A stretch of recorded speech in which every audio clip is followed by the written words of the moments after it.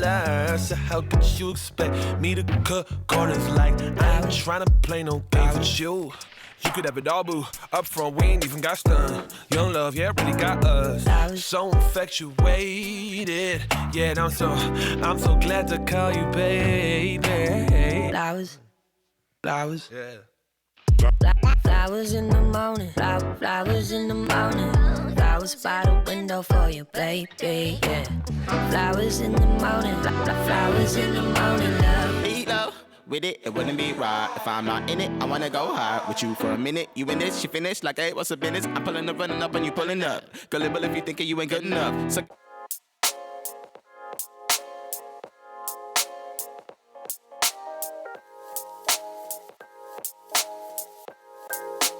now that I am sober, I take back what I said. I'm sitting with this love hangover. Boy, it's hurting my head. It's the middle of October, and we just came to an end. I'm just sorry that there ain't no time left. You and I were over, me and you are done.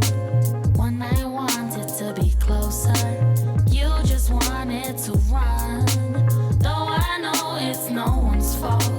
If I've learned anything at all with us, no matter how I add it up, 1 + 1 is none. You've been on my mind for a while now, trying to get you off cause this ain't right now.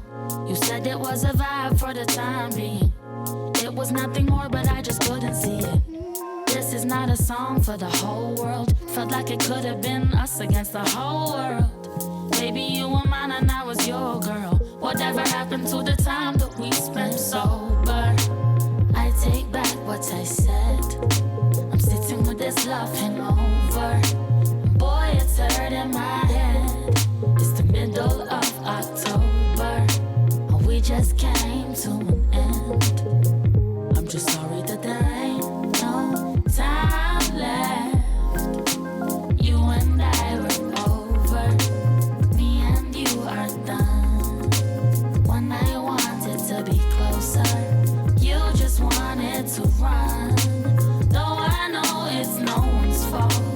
If I've learned anything at all with us, no matter how I add it up, 1 + 1 is none. I've been at this party for some time now, sipping on Bacardi till it runs out. You are in the corner with your head down. I don't even wanna know what that's about, cause you're the one that's always getting too wasted, and I'm the one that's never that intoxicated. Tonight I'm in my feelings, oh I'm faded, but I don't wanna think about the complicated. Oh, young love got me feeling like I can't get up, wishing for it but it never left. I thought we'd be together, oh it ended so fast. Now that I am sober, I take back what I said. I'm sitting with this love hangover. Boy, it's hurting my head. It's the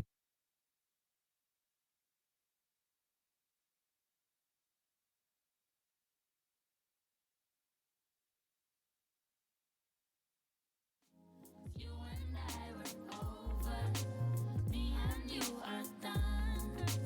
When I wanted to be closer, you just wanted to run. Though I know it's no one's fault.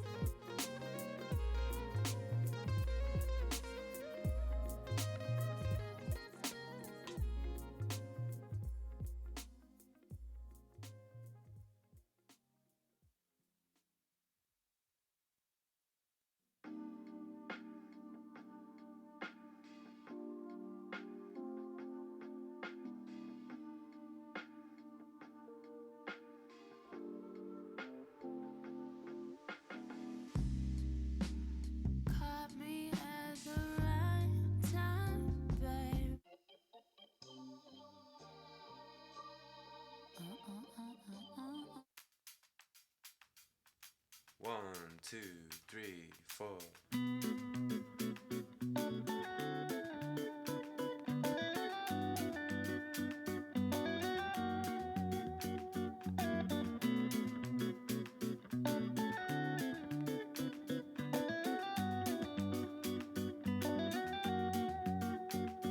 I love the way it flows, I love the way it grows.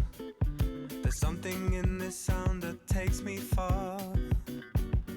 It's like a special song, can move my mood along. What I cannot say you'll hear through my guitar. She told me at the bass line, and everything will be alright.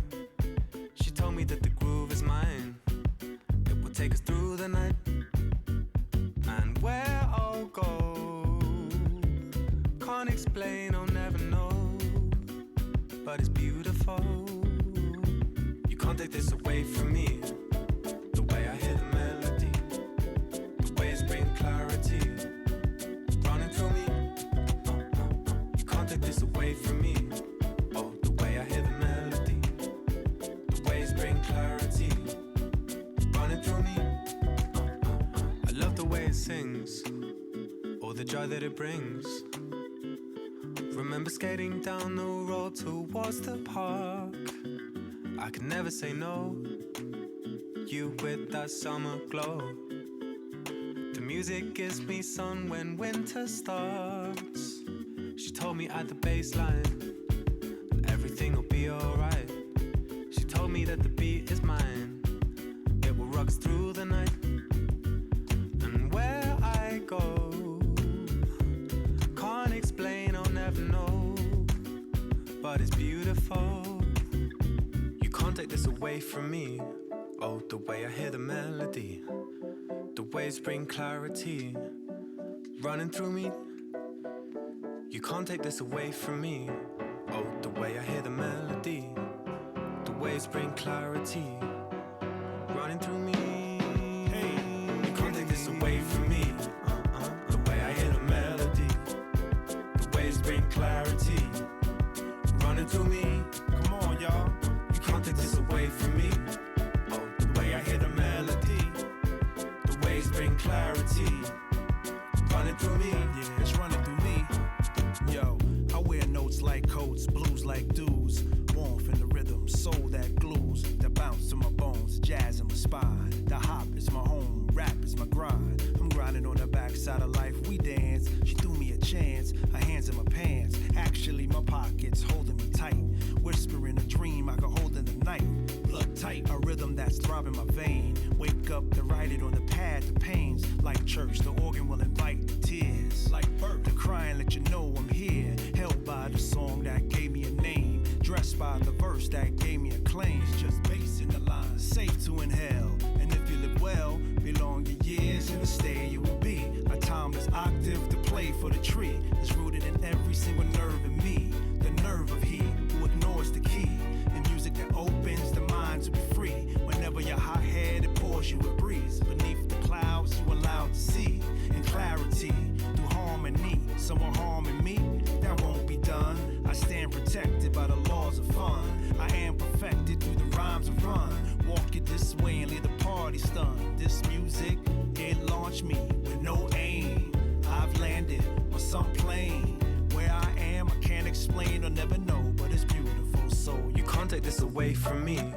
Oh, the way I hear the melody, the waves bring clarity, running through me. come on, y'all. You can't take this away from me.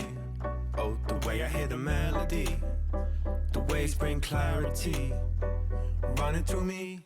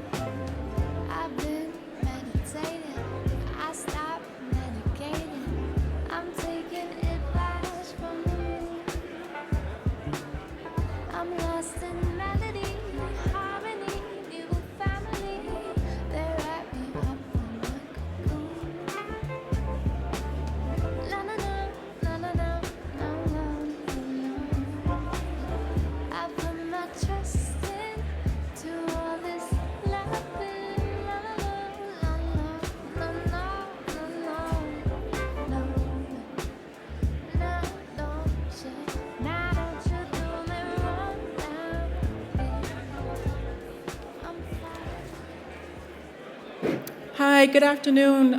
We're getting ready to start the program.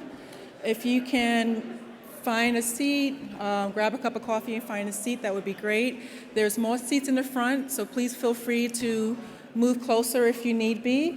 I'm Nikki Hall with the NAIC Center for Insurance Policy and Research Group. Thank you for attending our program today. We have a lot to cover in 2 hours, so we want to get started quickly.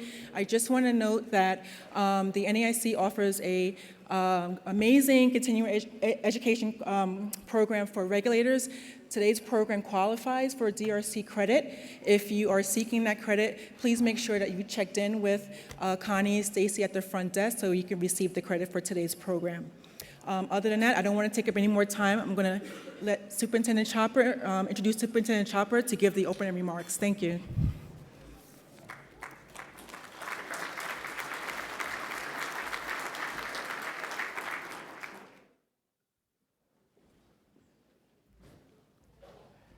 Welcome, everyone. Well, good crowd today. Good job, Nikki. I'd like to welcome you to the NAIC Center for Insurance Policy and Research Fall Program, the State of Long-Term Care Insurance. I'm Eric Chapa, NAIC President and Superintendent of the Maine Bureau of Insurance. As you may know, the CIPR holds numerous programs throughout the year on key and emerging insurance issues. These programs, which take place during NAIC national meetings, the NAIC Insurance Summit, and other venues, are designed to be educational and provide a forum for the sharing of opinion and ideas with the intent of informing sound public policy decisions. Today's program will examine the evolution of the long-term care insurance market and initiatives by state insurance regulators and the NAIC to foster new product innovation and ensure consumers are receiving the benefits of their policy. Long-term care is an important societal issue in our nation. As more baby boomers reach the age of 65, there is a heightened need for services that provide care for the elderly. Insurance products such as long-term care insurance serve a critical role in helping consumers prepare for a happy retirement. Long-term care insurance policies may cover a myriad of services, including assisted living, hospice care, home health care, and skilled nursing care. Many of these services are not covered by public programs such as Medicare. While long-term care expenditures constitute one of the largest uninsured financial risks facing the elderly in the United States, only a few are buying long-term care insurance. A large portion of long-term care insurance expenditures are paid out of pocket or by public insurance such as Medicaid, with only a very small percentage paid by private long-term care insurance. After more than 2 decades of rapid growth, the long-term care insurance industry underwent a significant contraction, both in terms of sales as well as the number of insurers participating in the market. Despite the growing need, sales of standalone long-term care insurance policies have fallen from 372,000 in 2004 to about 60,000 in 2018, which translates into fewer new policies supporting an increased cost of care from existing policies. There are a number of reasons for this contraction, including pricing and actuarial assumptions, which we'll explore in more detail during this program. The NAIC has held several hearings to better understand what the impediments are at the federal and state level. The NAIC has also recently formed an executive-level long-term care task force to address the challenging issues. The task force is organized into 6 work streams in an effort to address these issues. It's ambitious work, and I have great faith in the ability of this group and its leadership, led by Virginia, to collaborate and find a sustainable path forward. There are several other working groups at the NAIC addressing these challenging issues. For example, the Long-Term Care Actuarial Working Group is providing actuarial assistance with respect to model rules for appropriate long-term care rates, rating practices, and rate changes. Additionally, the NAIC Senior Issues Task Force is developing consumer guides and training material on long-term care insurance, including the study and evaluation and evolving of long-term care insurance product design, rating, suitability, and other rating factors. Today's program will consist of 3 panels. The first panel will explore the current state of long-term care insurance. The second panel will discuss new product innovations in long-term care insurance, as well as a joint federal-state initiative to promote the purchase of long-term care insurance. The third panel will examine the regulatory initiatives currently underway to addressing the market challenges. Each panel will be roughly 30 minutes long, followed by audience Q&A. We have a big topic to cover in a short period of time, so let's get going. At this point, I'd like to introduce our first panel to the stage. Scott White, Commissioner of the Virginia Insurance Department. Jan Graber, Senior Health Actuary of the American Council of Life Insurance, and Bonnie Burns, Training and Policy Specialist, California Health Advocates. If they could please join me on the stage. Yeah.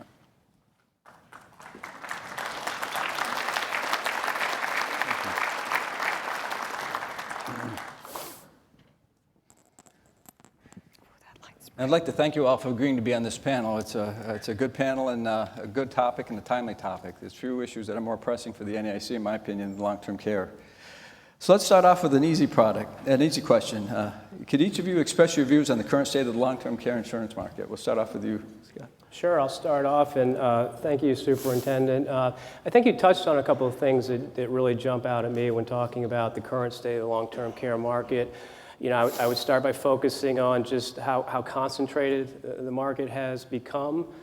We've moved from almost over 100 carriers 10, 15 years ago to around a dozen today.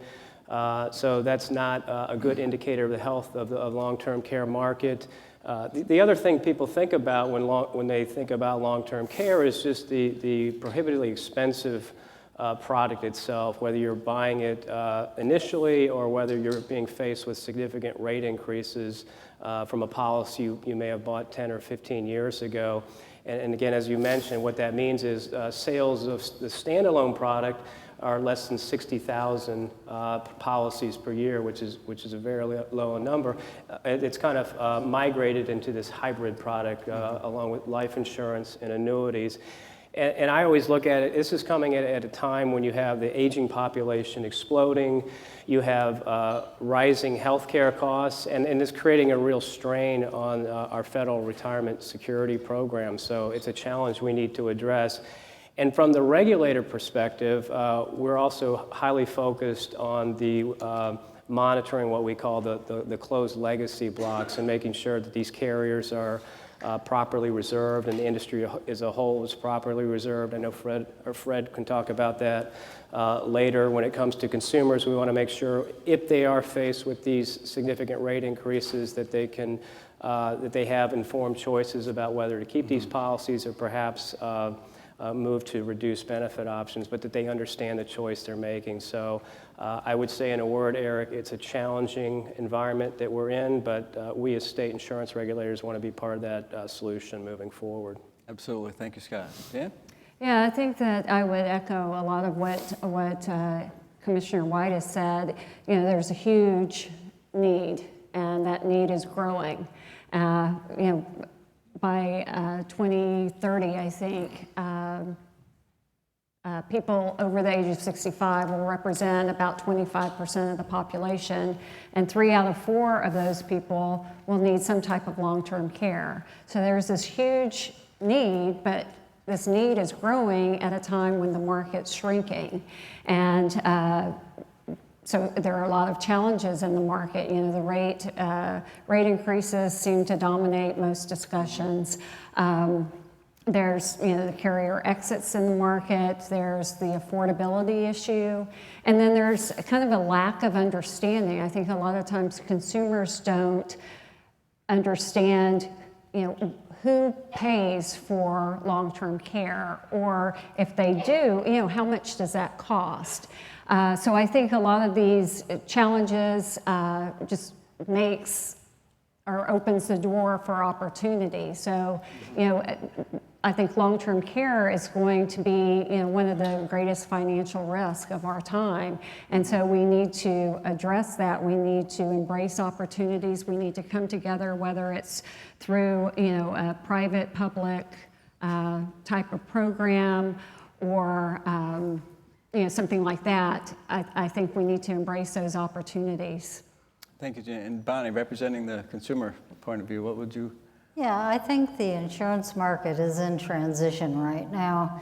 If you look at who bought these policies back in the 80s and 90s, they were much more middle income than is true today. These policies are priced in a way that most middle income people are not able to afford to buy them. And the people who are providing the care are the ones who are most knowledgeable about the need for care. And that's middle-aged women who are caring for older family members. They still have kids at home, and they're working. And they're juggling all of those responsibilities. And that market is the one that is not being addressed by insurance products today because it's priced out of the range of their affordability. The other issue is that I think insurers have not paid attention to the kinds of improvements that have been made in like technology that can keep people at home and out of more expensive settings. And they haven't acknowledged that the person filing the claim is not the person who's insured. It's the caregiver that's filing a claim and may know nothing about long-term care. They're dependent on the company to help them select the appropriate services. And often people are ending up in institutional settings that could do better at home if someone helped them put that together. And none of that is happening in the current products. So I think that's something that the insurance industry could look at in ways that might help more moderate income people be able to afford these policies. Thank you, Bonnie. It's a good perspective. The next question I have, total healthcare expenditures have been increasing substantially virtually every year since the 1970s. Long-term care insurance was introduced in the early part of those years to help fill a perceived need for consumers. However, over the past 20 years, long-term care insurance premiums have increased substantially, and yet insurers are still reporting billions in losses. With that as a background, I'll start with you, Jan. Are there too many unknowns for this product to be viable? I don't think there are too many unknowns. There are unknowns, and I think some of the unknowns we've addressed, the assumption-wise, lapse rates, interest rates, morbidity, we're starting to get a handle on that. I think one thing that is unknown is, the predictability for carriers. The product was designed as a guaranteed renewable product, and so there needs to be some kind of predictability that carriers can price and manage their business, and whether that's through rate increases or whatever, and also see that that would keep carriers kind of in the market and attract other carriers to the market, because there has to be, like I said, some level of predictability. Do you see, I mean, we had rate stability around 2003, 2004, and that was supposed to, introduce those elements. At least that's what I thought, into the environment, the long-term care rating environment. But yet, that didn't help. It didn't work, I guess is a better way to say it. Right. So what would have to change? I mean, we had rate stability, so in your opinion, what would have to change from a regulatory perspective, from a product perspective, to make this a successful product? Well, I think there are a lot of things that can change. I don't know that pricing this type of product under a level premium structure was really the best option. I think that the intentions were good, but there's so many assumptions that impact the ultimate liability of the product, and then there's the interplay between these two assumptions. Between the assumptions, and even kind of minor changes in assumptions can have kind of a big impact on the ultimate liability. So I think that there needs to be, or that the level premium structure was probably not the best. That there needs to be some kind of flexibility in funding these types of policies. I think that if, we've seen, or Bonnie mentioned that, trying to keep people in their home would help with the cost. And I think that, right now, in order for a long-term care plan to remain, tax qualified, you really can't access some of these things that would help either mitigate claims or delay claims prior to the person triggering benefits. So there can be changes in, federal law that would allow policyholders to access benefits prior to triggering a long-term care claim. You know, they talk about, or I've read that, you know, falls are the biggest precursor to a long-term care event.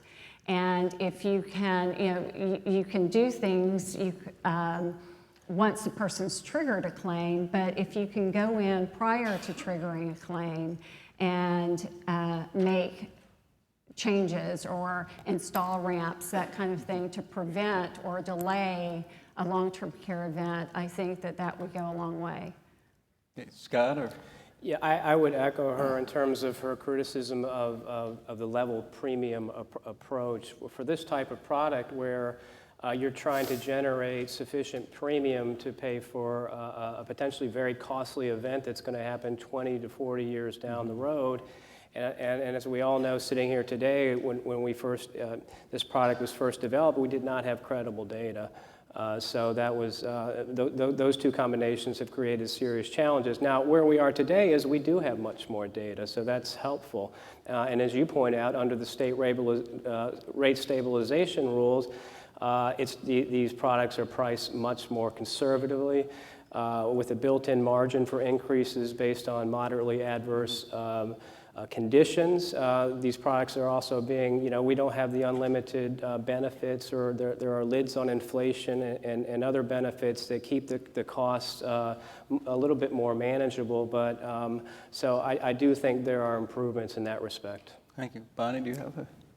I think that care coordination could play a really important part in keeping costs down by having a care coordinator that could link people with all available resources, some of which would not be covered by the long-term care policy. For instance, there are some rehabilitation benefits that people can take advantage of through Medicare. And falls are a really important part of this, because if people fall, they're very often ending up in a nursing home as a result of that.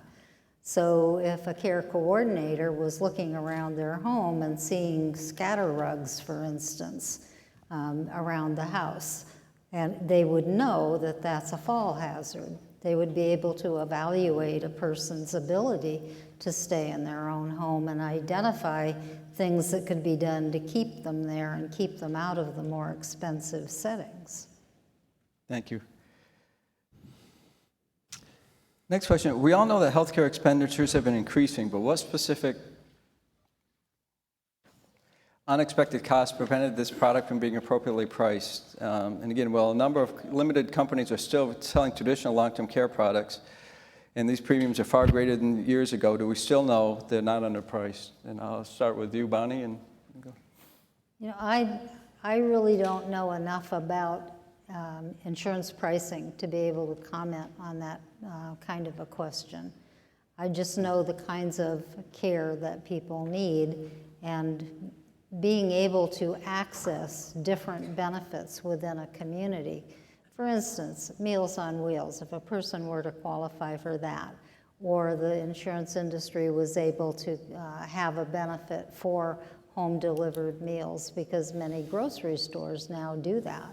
Mm-hmm. Good nutrition can sometimes help a person's physical condition and keep them out of some of these more expensive settings. Good point. Scott? Well, you mentioned changes to healthcare costs through such things as medical enhancements, changes to healthcare delivery systems, and just the general health of the population. Again, these are very difficult things to estimate 20 to 40 years into the future. Most of us who have followed this product know there are four major mispricing assumptions that occurred in the area of lapses, morbidity assumptions, mortality assumptions, and declining interest rates on future investment performances. And I would say in the early years of the policies, if you ask an actuary like Fred, for example, he's probably going to tell you the lapses had the biggest impact. Whereas today we're really dealing with some uncertainties as we get more data on some of these older age morbidity assumptions. So it's kind of a shifting move, but we do have more credible data. I think the AG51 group has done a great job of getting more data, in particular on persistency and morbidity. It's allowing us to do more granular assumptions that we hopefully can develop into more sophisticated actuarial modeling. So I think that, again, that's a bright spot from where we are today. Thank you. And Jan, you are an actuary, so what's your perspective? Well, I think that a lot of the assumptions have been addressed. The lapse and the interest rate, that's been addressed. We're addressing the morbidity. It's not necessarily morbidity improvement, but it's just the morbidity assumption. We didn't have much to base it on. There was no experience, and so the initial morbidity assumption was just wrong, and so we need to make adjustments for that. But I think that, overall, companies are getting more and more comfortable with the assumptions and more comfortable that their products are priced appropriately.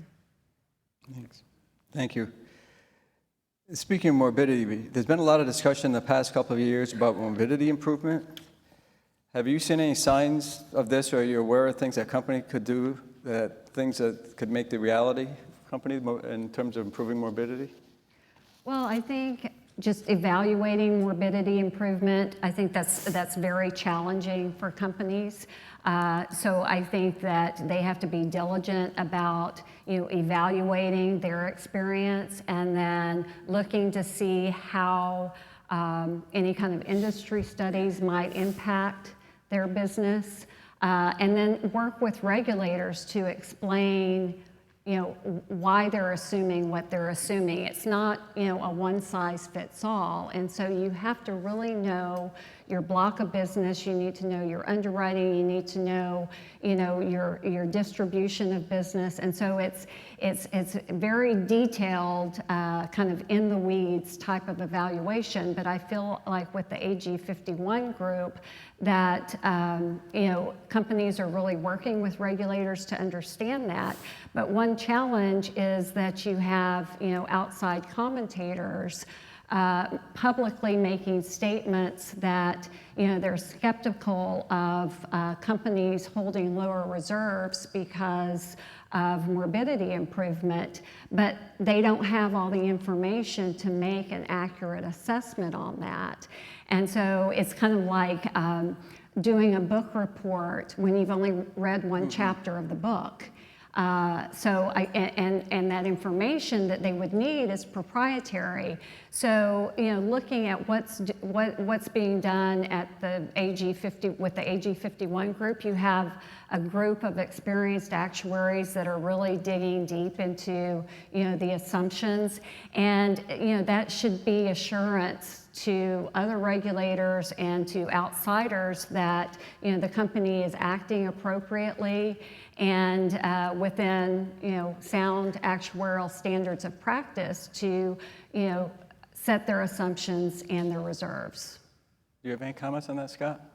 No, I agree with you. And just to set the table, when we talk about morbidity improvement assumptions, it's the idea, I think, that data shows that people are healthier now, which may result in fewer claims down the road. But whether that's actually coming to pass is a matter that is open to debate among actuaries.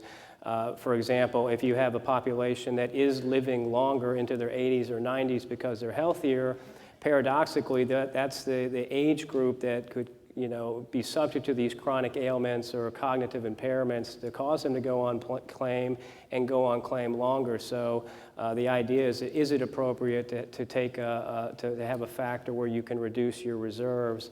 And I think, again, that's what's being tested in the AG 51 group very carefully. And I think it's an open question, but I do think there's good work being done to answer that question. Yeah, it's a good point. This is a question for both you and Jan. I mean, how do the lapse rates? They're steady. They're much lower than they anticipated. My understanding is they haven't increased much. So people are holding onto their policies long term. Right. And that factors into what you're saying. I mean, is it just delaying the claim costs? So That's exactly right. As a financial regulator, you have to balance the reduced costs. The exposure is still out there. It's just delayed. Right. And again, as we get more data coming in, that will help answer that question.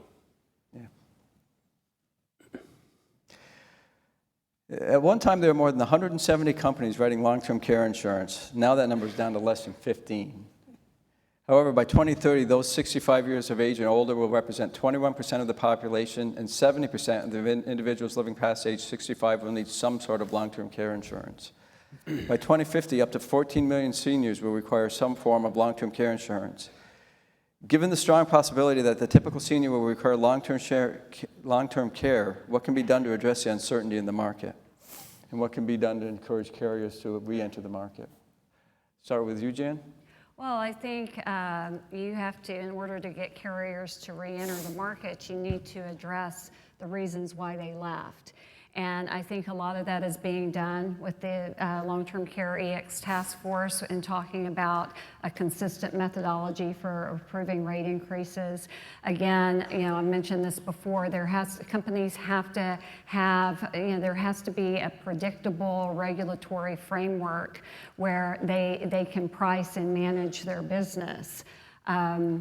And I think that once that happens, you might start seeing more companies feeling comfortable entering the market, and then there can be things that are done with just the premium structure or the product design and structure.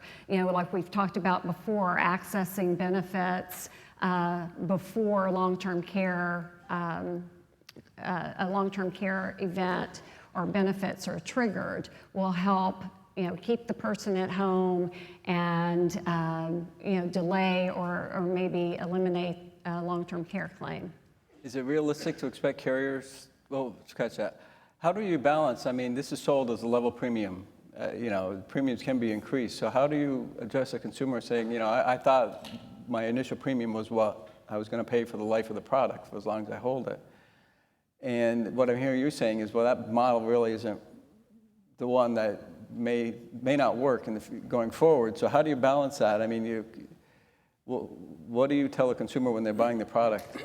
Well, I think it's a couple of things. I think, a level premium product, level premium guaranteed renewable product doesn't mean that rates won't increase. And so you have, I think a good analogy is you have there's a level premium Medicare supplement policy, and so it's the same. It's the same model in that the premium that is being paid at 65 is higher than what expected claims will be, and then as and that stays level, and as the expected claims rise as a person ages, then that premium's lower, and that's the same thing with long-term care. I think the difference is that with Medicare supplement, every year they're making adjustments. Mm-hmm. And so if you think about Medicare supplement, every year, I would say based on my experience at the Texas Department, most carriers were increasing rates 8 to 10% a year. Sometimes it was as high as 25-30%. So you look at somebody that bought a level premium Medicare supplement policy at 65 and now they're 85. Well, what's happened to their premium over the past 20 years? Well, it's probably 400% of what it was. And so the difference is with the long-term care, I think just, it was priced the same way, but because of the mismatch on premiums and claims, it takes longer to realize that, or to prove that you need to increase premiums. So all that to say, I think that if level premium doesn't mean that that doesn't mean it won't change. That doesn't mean it's a non-CAM policy. But if you can make little adjustments, if along the way companies could have made 3% adjustments per year, I don't think that they would be looking at the magnitude of increases that we're seeing now. Yes, and I would agree with that. I think as we move forward, there may be more discussion about perhaps moving away from the level premium approach to maybe even an annual re-rating, which allows for adjustments to occur earlier in the process. So the ultimate premium increases are more manageable for the consumers. But when we do talk about uncertainty, that is my cue, I guess, to raise the goals of the task force. to create a more uniform, a more streamlined process, hopefully among the states in reviewing these products, to get away from the different variations among the states, and also delays are a big issue. You know, for the last 2 years, if I've learned anything, I've learned how damaging delays can be in terms of the likelihood of carriers coming back later on and having to file even higher rate increases than they otherwise would have. So hopefully we can address that a little bit by pooling our resources within the task force and, again, providing certainty to the industry to maybe rethink whether they can come back in and rejoin the market. Yeah, and thank you for leading that task force, by the way. Comment on that? Bonnie, yeah. You know, there is widespread ignorance out there about about insurance and how insurance works. When people were sold those policies, guaranteed renewable policies, and they were told they were level premiums, what did they hear? They heard the same premium forever. So they have no idea about how this works. And most people, when they buy insurance, they really don't know what they bought until they use it, because there is so little understanding about how insurance works. And people buy insurance by price. You were talking about Medicare supplements. They buy by price. They'll look at a Medicare Advantage plan and a Medigap plan, and they'll say, this one has no premium, and this one has a premium. Which one am I going to buy? The one with no premium. Because they haven't understood the differences between those two products, nor have they understood their financial liability aside from the premium between those two policies. And the same thing is true with long-term care insurance. People did not know that their rates would go up because they didn't understand how that worked. And I would show them the language in the guaranteed renewable paragraph in every single policy, because that's where it is, that buried sentence that says that your premiums can increase. So part of this is having people understand how this works, which they don't today, and understanding how people look at products and how they buy them. You know, the dilemma of this is that the older you are, the more it costs to provide the services of a long-term care policy, which is right at the spot where you can least afford it to happen. So people are getting older, they need care, they can't afford the increasing cost of care or the increasing cost of a policy. And that's the dilemma the insurance world faces in trying to figure out how to cost out this kind of care over time. I couldn't agree more. I mean, that's why we're here. I mean, this is the people who are getting ready to use a product are now facing the rate increases, and that's a significant issue that I appreciate Scott's effort in leading the task force. We have to resolve that issue. So the next part of it, is a private standalone long-term care market still viable? Let's start with you, Scott. Well, I certainly hope it is, because I do think there is value in this product. I know a lot of it's moving towards the hybrid, but I think when it comes to maximizing your protection against a very costly long-term care loss, it is the most valuable product. And we see that just by how the percentage of policyholders who buy this product and faced with significant rate increase after rate increase continue to hold on to it. So I think if we can make some of the reforms we've been talking about, make it more affordable, I do think that there is it is a viable product, and I think we need it. I think, again, as I mentioned earlier, we're in a situation where you know, the national savings rate is at an all-time low. We have looming debt issues. There are strains on Medicare and Medicaid. We know this population needs it, and we know how ruinous these costs can be. I mean, nursing home expenses can be, you know, well over $100,000. So again, I think this is the way to do it. You're pooling your individual risk with an insurance policy. I view that as much better than, for example, earmarking your savings to pay for a potentially costly event. You know, you owe it to your, I think many people look at it as they don't want to impose this on their family members, and they don't want to have to dispose of their assets to get down to the Medicaid coverage. So again, I do hope, I know it's not the solution to our problem, but we hope it can be part of the solution. Bonnie or Jan? You know, this is a really difficult subject because it involves so many different aspects. It's not just, you know, one kind of care. It's not just nursing home care. It's a broad range of services that people start using or need, you know, and maybe one of the things that the insurance industry needs to think about is what are the kinds of preventive services that could be useful in a policy that would delay or prevent that nursing home care? What are the kinds of things that could be done? If people get transportation to the doctor, they're likely not to have such acute health problems if they can get to the doctor. And driving is one of the very first things that older people lose as they age. Mm-hmm. You know, what kinds of services are in the community that a care coordinator could bring in to, and those are not covered services, so to speak, under the insurance policy. They're available out there in the community in some fashion.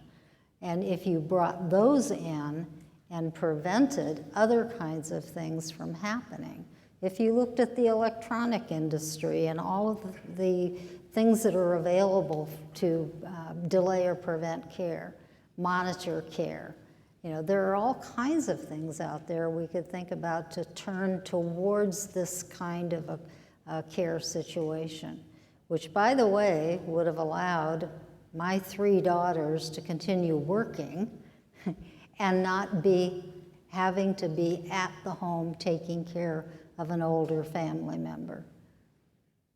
Dan? And I would say, as far as the viability of standalone long-term care, I think that, you know, we need to recognize that, you know, long-term care, the way long-term care looked 20, 30 years ago is not the way that it looks today. And, you know, 20, 30 years ago, long-term care meant going into a nursing home because you couldn't care for yourself. And so I think the product needs to evolve with the way that, you know, long-term care services have evolved. And, you know, I know ACLI has talked with FIO, Federal Interagency Task Force, to leverage, started out leveraging some of the solutions that the Long-Term Care Innovative Working Group came up with back, I think, in 2017. And, you know, one big component is that we've talked about is accessing benefits pre-trigger, accessing insurance benefits pre-trigger, so that, you know, that we can provide you know, care coordination or care management and keep people in their home. And then another thing is just like Bonnie was saying, leveraging technology. There's, you know, just the technological advances that have happened over the years are just amazing. And a lot of those technologies, I've heard of one that's, you know, facial analytics, and that they use facial analytics to distribute drugs, to give you the correct dosage, and to make sure that you're taking, you know, the right drug, not your spouse's drug. Mm-hmm. And, you know, because it's those kind of things that will trigger a long-term care event. And, you know, once that's triggered, then it's a lot harder to manage that cost. Thank you. We have about 2 minutes left. I'll open it up to questions from the audience.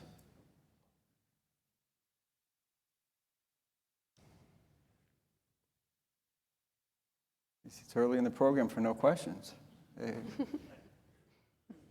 Yeah, I see one.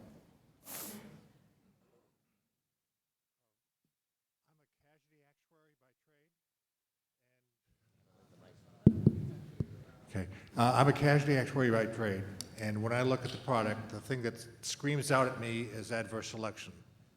I look at my parents, I look at my grandparents, and I can say, I can get probably a pretty good read as to whether or not I'll need the product. So, you know, it gets to be kind of expensive if the only people who will buy it are the ones who are going to need it. So I think, you know, I don't know if I didn't hear that mentioned by any of the panelists. I'd like their reaction on that. And then one second thing, What I've observed personally, also because of my wife being a parish care coordinator for a church, I've got to see everyone in the last 6 years who had any kind of infirmity. And there were a few falls, but the most common one was mental impairment. Dementia, Alzheimer's, which is, as the, as Scott said, is only going to get worse if people live longer and last to the years where they're susceptible to that. So 2 things to comment on: adverse selection, and is it really something that's preventable if you don't address dementia issues? Start with the first one, Jan, you're the actuary, adverse selection. Well, I think that that's one issue with long-term care. The current standalone long-term care is that there's that moral hazard associated, use it or lose it, because there's no cash value or that kind of thing. So I think that some of the hybrid policies that we're starting to see being sold. I think that takes away some of that adverse selection, because there is a benefit that's going to be paid. It's just kind of when that benefit is going to be paid. And then what was the other question?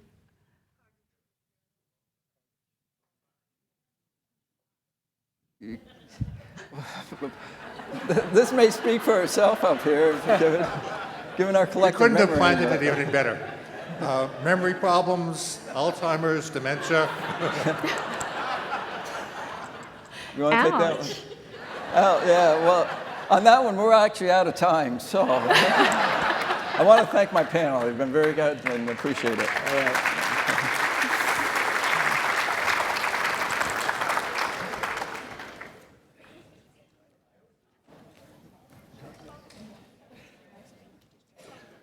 Yeah, next is the Pennsylvania Commissioner will come up and introduce the next panel.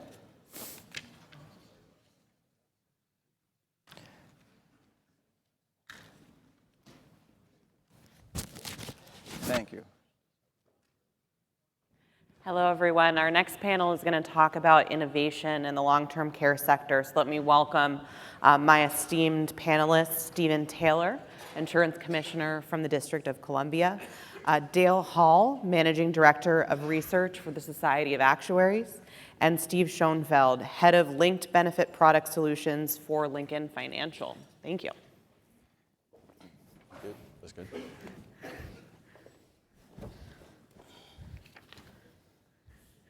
So we're here to talk about innovation, and let's start from the top with innovation in this sector, which is, what is innovation looking like in long-term care, and what are we trying to achieve by looking at innovative solutions? I'll start with you, Stephen.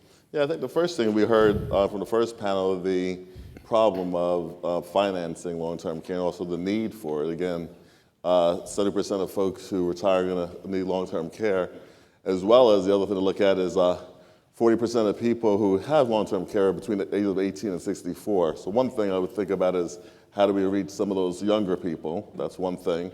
Again, it's a very expensive product. The current one, how do we provide a product that can reach those younger people, also the middle class as well, and then also dealing with the longer lifespan of people, as well as the increased morbidity with the mental illness and so forth we've heard about. Yeah, Stephen? Certainly. Innovation to me is not just product innovation, it's not just enhanced regulations, but it encompasses the entire life of the product, if you will. Innovation in how you distribute. Do you do the typical broker approach, or do you access financial advisors like we do at Lincoln to broaden the reach of the clients that we're able to face? There's advances in underwriting. For example, do you do electronic underwriting? Do you do tele-apps? I think 20 years ago, everything was on paper. Today, there's e-apps, so there's tele-apps. There's a lot of innovations in how you can access medical records and so forth that are not invasive. In fact, at Lincoln, for our MoneyGuard product, we don't take a single drop of blood or anything from the policyholder to underwrite them. And that's novel. That's what the customer wants. That's what the advisor wants. And that helps us place a lot more business. So And then, of course, on the product side, the innovations that are out there, from adding additional covered services. Today, we've got over a dozen covered services that are very supportive. And some of the innovations the prior panel talked about, we are very supportive of as well. And I would add that, when I think of innovation in this context, it's really kind of 4 keywords. It's products, it's cost, it's distribution and access. And so we've hit on some of those. The product type that we have, needs to evolve to be, more common for what people would use, how they would save for it, how they use it in retirement. The cost of the way it's presented today is evolving, and so finding ways to hit not even just the middle income market, but the common worker, the Main Street America worker, to cover this type of risk is where innovation needs to happen. Distribution is for sure, and maybe access and distribution go a little bit hand in hand. I really think that the employer or the voluntary market is a big part of this. It's a place today where we don't see long-term care products offered as much, and potentially employers can be a big part of the solution here. We just went through, of course, our HR process at the SOA for going through benefits, and obviously of healthcare and other things. We voluntarily offer a lot of different things. But in that market, there are many other things like critical illness, pet insurance that are much more offered than long-term care. Nothing against pet insurance by any means, but we need to get to the point where those types of benefits are more commonly offered in the employer arena than what we see today. Interesting. Yeah, plus one more thing I'd like to add is we heard again, long-term care is not the same as it used to be. So again, how do you have products that match the various services as well? So let's tease out what Dale was talking about with the role of employers. And I think that's something that's brought up a lot, which is what role can employers play? What role should employers play? How can we as a regulatory system or as industry engage the employer community? What do you see as opportunities there? Steve, you want to comment on that? Yeah. You're both Steve. I didn't realize. Yeah, Steve. Either one. Okay, employers do play a pivotal role, I think.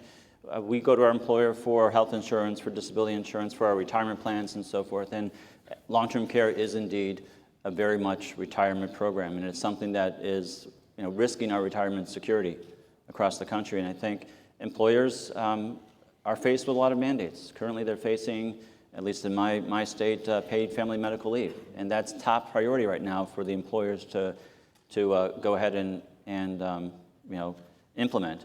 Will they have a chance to maybe have a smooth pet insurance process so they can add long-term care? I hope so. And I think the employer ought to be out there looking for a variety of ways that their variety of employees could have access.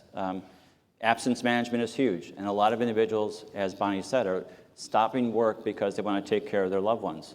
So employers have a stake in it. If they can provide long-term care insurance for themselves, for their employees as well as their family, that can prevent the loss of that employee for a good long time. Yeah, and I would add, you're starting to hear more conversations of how long-term care fits within the concept of 401k, because 401k or 403b, those types of things are very, very commonly understood more and more by the working population. And so what are things that can happen through employers to generate more access to the product? We had in 2014, the US Treasury said there's going to create this thing called a qualifying longevity annuity contract, and you can purchase it. It helps give you a longevity payout if you live to 75, 85. We're able to put that straight within a 401k product. The 401k can own it. You can receive benefits out of it. And so I think that got the wheels turning even more. How can we do something similar with long-term care, that it fits within a full retirement spectrum of offerings? And you may say, I need to put some of my dollars in the S&P fund. I need to put some of my dollars in other funds, but maybe one of the funds I want to put something in is a long-term care fund. It probably also then gives the employer the opportunity to connect with their employees. Would they want to do a match if it is a long-term care product? How can we dedicate dollars towards HSAs within that context to make it all work? So I think those are the types of things in the employer market that we hear more and more about, and hopefully a day will come where those things come to fruition. So you keep perfectly teeing up my next question, so thank you again. We hear a lot that there are barriers in regulation or in law that are preventing innovation. And I'd be interested in hearing your take on what those barriers are, or perhaps opportunities where changes in law or regulatory practice could open doors that today are closed. Commissioner Taylor, you want to start with that? I think one example, going back to the question on what can employers do, one issue, again, aside from the fact, as my colleague said with a great first name, he talked about all the mandates, but in terms of the mandates, it really won't work unless it's portable, because most folks don't stay with their employees. So again, taking a look at that issue as well as the tax barrier issue. But some other barriers are again, tax issues. I think if you allowed persons to use their pension plans to help fund some of that, again, that could be something that the employers could also help with as well. Interesting. Other Stephen? Certainly. We talked about the group long-term care space. I still have my plan, my group long-term care plan that my employer provided me back when I was, 13 years ago. There was a rate increase of 70%. It's still $200 a year. It is a great plan, and I will never lose it. So it is portable. We have those options today, and whether it's a multi-life in the group setting or a true group setting kind of product. So consumers need to realize they're not leaving something on the table when they leave their employer sometimes. So those portability things could be there. But there are some legal and regulatory barriers that have taken place over the years that really have put us in the place where we are today. And there's some other opportunities that we have out there. Our policy, MoneyGuard, has 13 covered services. And as said before, you can't access them in Tier 2 680Ls. One of those is caregiver training. I would love to help a family member have access to caregiver training when they have an IADL need, not when they're 206. It's too late when they're 206. I can't help them anymore. I can only deal with their needs. But if I can put grab bars in the house, if I can give caregiver training for those modest incidences, we can delay that claim.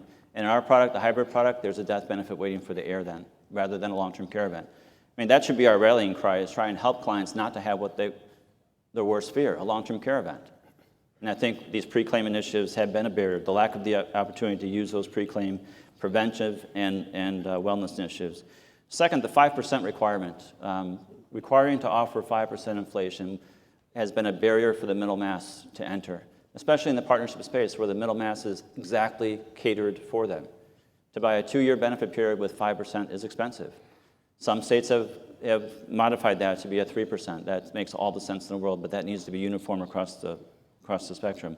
We've already talked about level premium policies, another barrier for younger middle mass populations to participate because the cost is so much higher, because you have to have a level premium. If there was something a little more modest, like a 3% growth rate every year, it would actually bring the entry cost to a more sustainable level for that middle mass population. And finally, one of my pet peeves that I've talked about in the past on the innovation subgroup hearing that was in San Diego a while back was the continuing ed requirements for advisors and brokers in long-term care. Our advisors or brokers have to spend a day learning long-term care every year, or 2 days in some states. It should be part of the initial exams so that every advisor and every broker realizes that long-term care is a very, very important financial security instrument, and we need to make sure every advisor and broker has access to it. Yeah, I would echo a lot of that. I mean, in 2017, Pennsylvania led the long-term care innovation subgroup, a really good set of information that came out of that was then sent to Congress, and it centers in on some of the concepts here. You know, among the 10 or 12 things that were in that document were what are ways that we can make the long-term care model reg and HIPAA and the Division of Regulatory Affairs and their definition of partnership products all kind of work better in this next era of what long-term care should be. And we've heard some of those things today. You know, cash value is not allowed in standalone products. You have to offer a 5% inflation. Attained age rating is kind of out the window. So what are some of these things that were in part of that document that would work? I do think as well that, you know, Pennsylvania hits home again here with Senator Toomey kind of coming out with the concept of, should I be able to withdraw from my 401k tax-free, penalty-free in order to pay for long-term care premiums? And there's probably even maybe some Medicaid save potentially down the road in that. You know, those types of ideas I think are really good to think about, and they're spurring the conversation of how things can work differently in the next generation of long-term care. I'm not exactly sure how the Congressional Budget Office will score that particular one, but I think it continues the conversation of what regulations could change. And I'm also glad, Commissioner, you talk about it in the terms of opportunities and not always just barriers, because I think some of these things really should be described as opportunities. That's right. So let's talk about those NAIC recommendations. So the NAIC developed recommendations to Congress and to our federal counterparts about things that they could do to really open up this market and create opportunities. Where are those? What's the status? What is the federal government doing with it? Commissioner, you want to start with that one? I'm not sure what they're doing. I know some of the things we looked at is we talked about a long-term care savings account similar to the health savings accounts. Talked about using pension payouts, again, as I mentioned earlier, is using that for long-term care expenses. Better aligning federal laws with catching up with the states and insurance laws right now that there's sometimes a lag behind.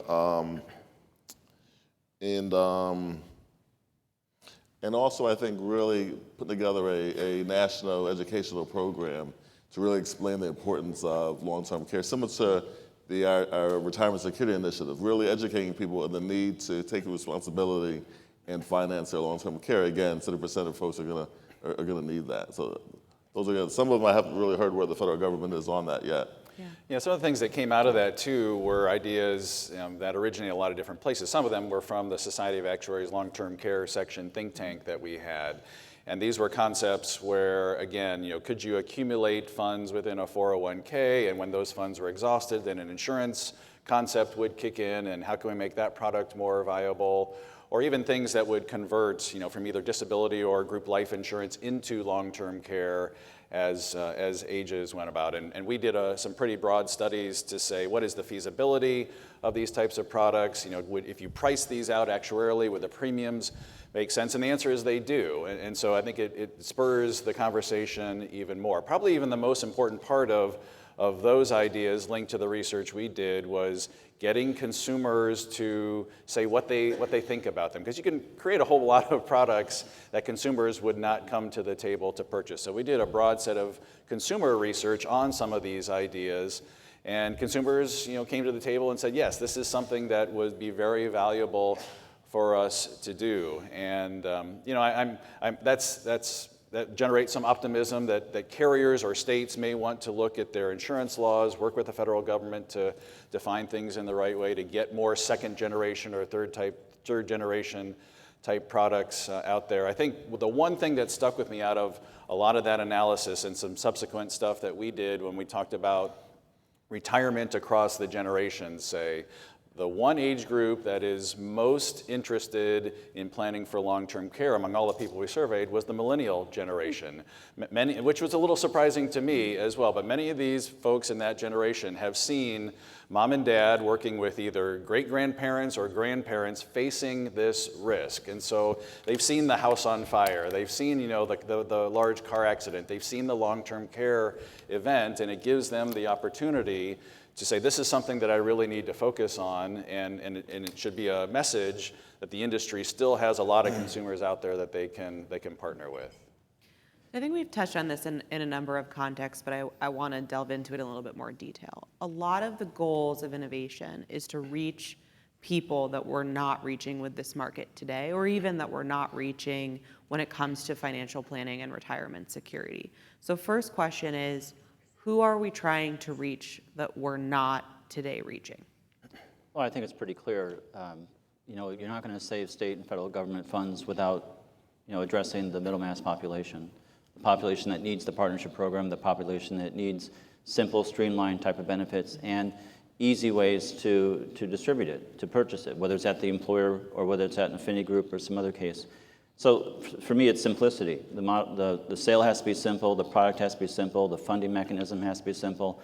And a lot of the proposals that came from that NAIC Innovations Group were simple. They weren't trying to be convoluted and make a mess out of something that could be so basic. And we've learned that simplicity is what rules. The advisor is going to talk about a product if it's streamlined, if it's simple, if the underwriting is streamlined. And consumers appreciate that as well. If the covered services are robust and listed in the policy and clear, they're going to latch onto it. And if they know that the carrier is supportive of them, they're going to latch onto it as well. And I think some of the proposals we've heard lately, the Senator Toomey proposal is simple. It's a simple, tax-free, penalty-free distribution to help that middle mass population. And for me, that's the target. How do we find distribution to go to the middle mass market? How do we find product like a short-term care product that meets their needs?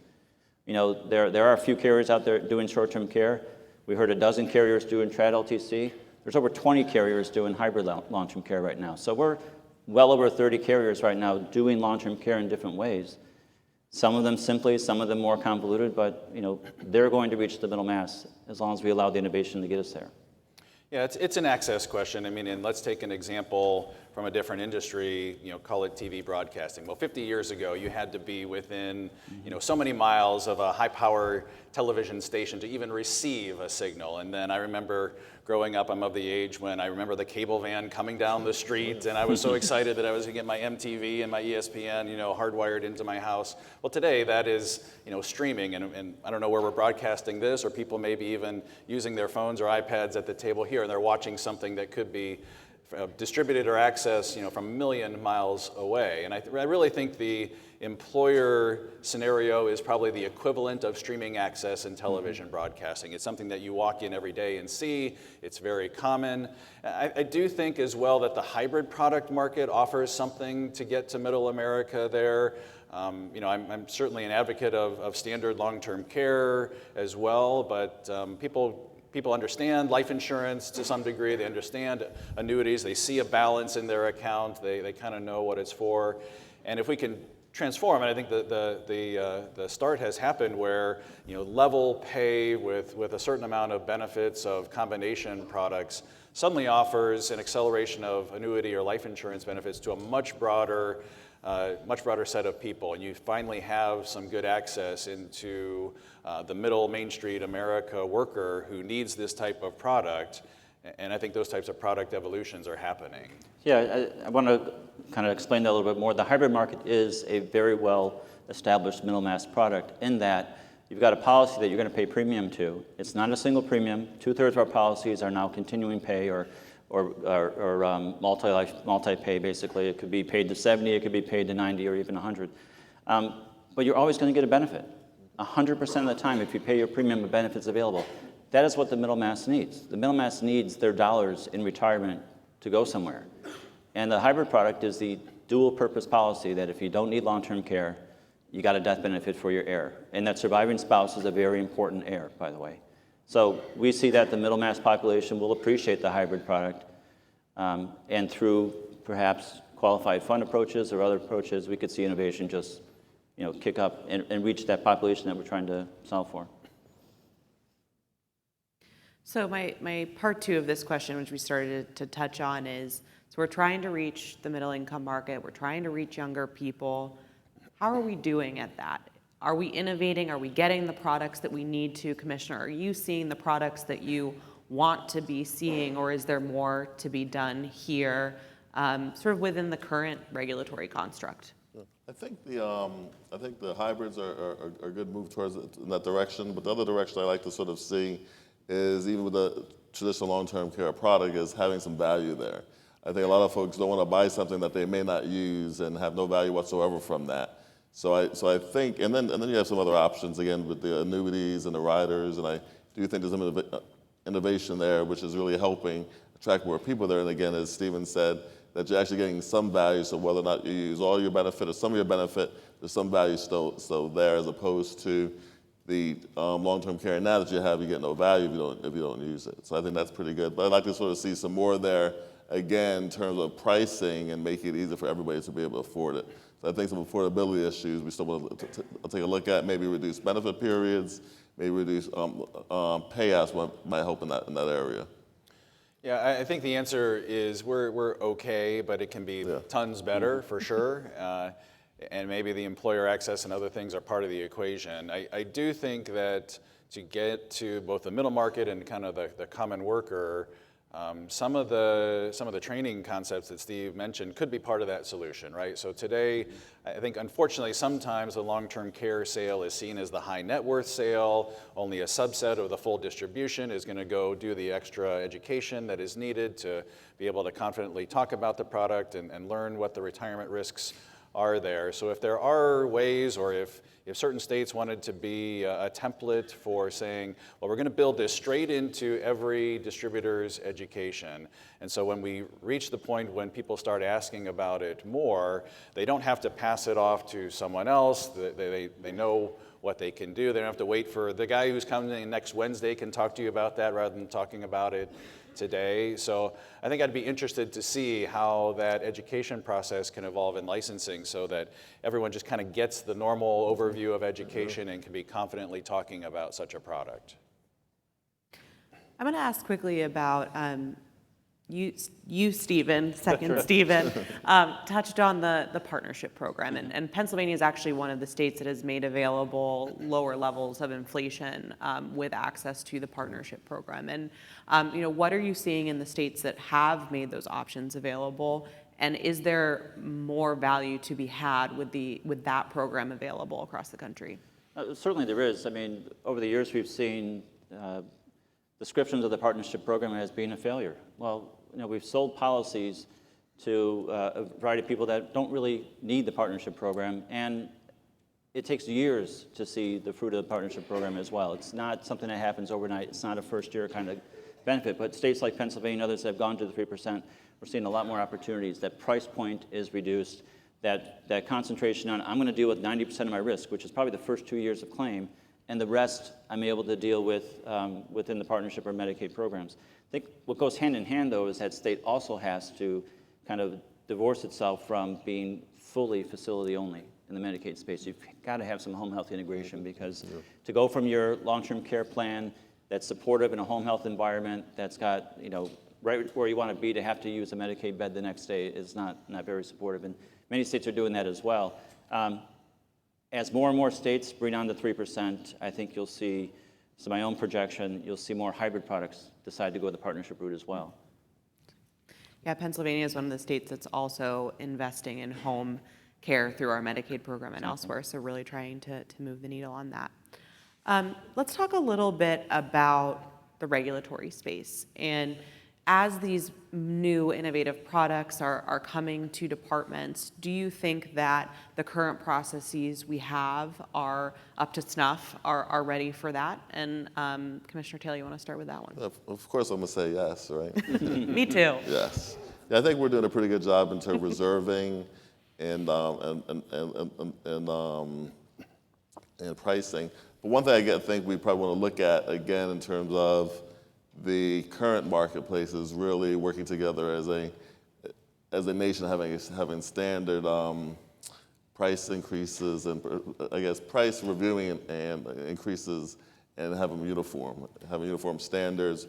Also having uniform standards in terms of benefit reductions as well. But I think overall things are working pretty well.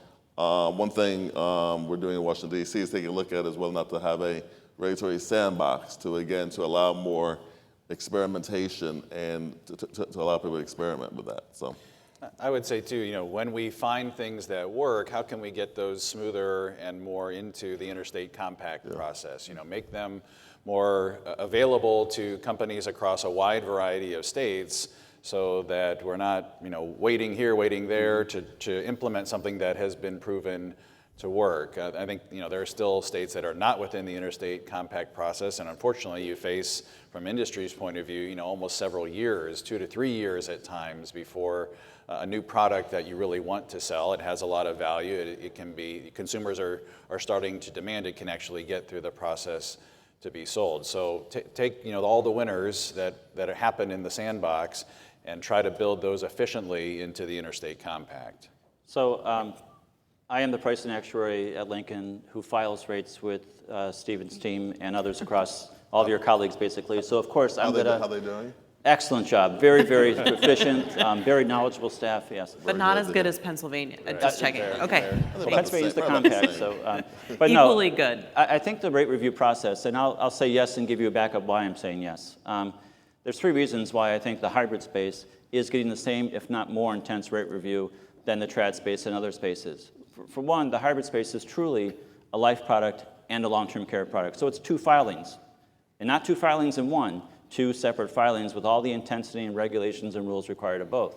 So a hybrid long-term care product is just as much and just as intensely reviewed as a traditional long-term care or any other kind of product. So it's a life and a health filing.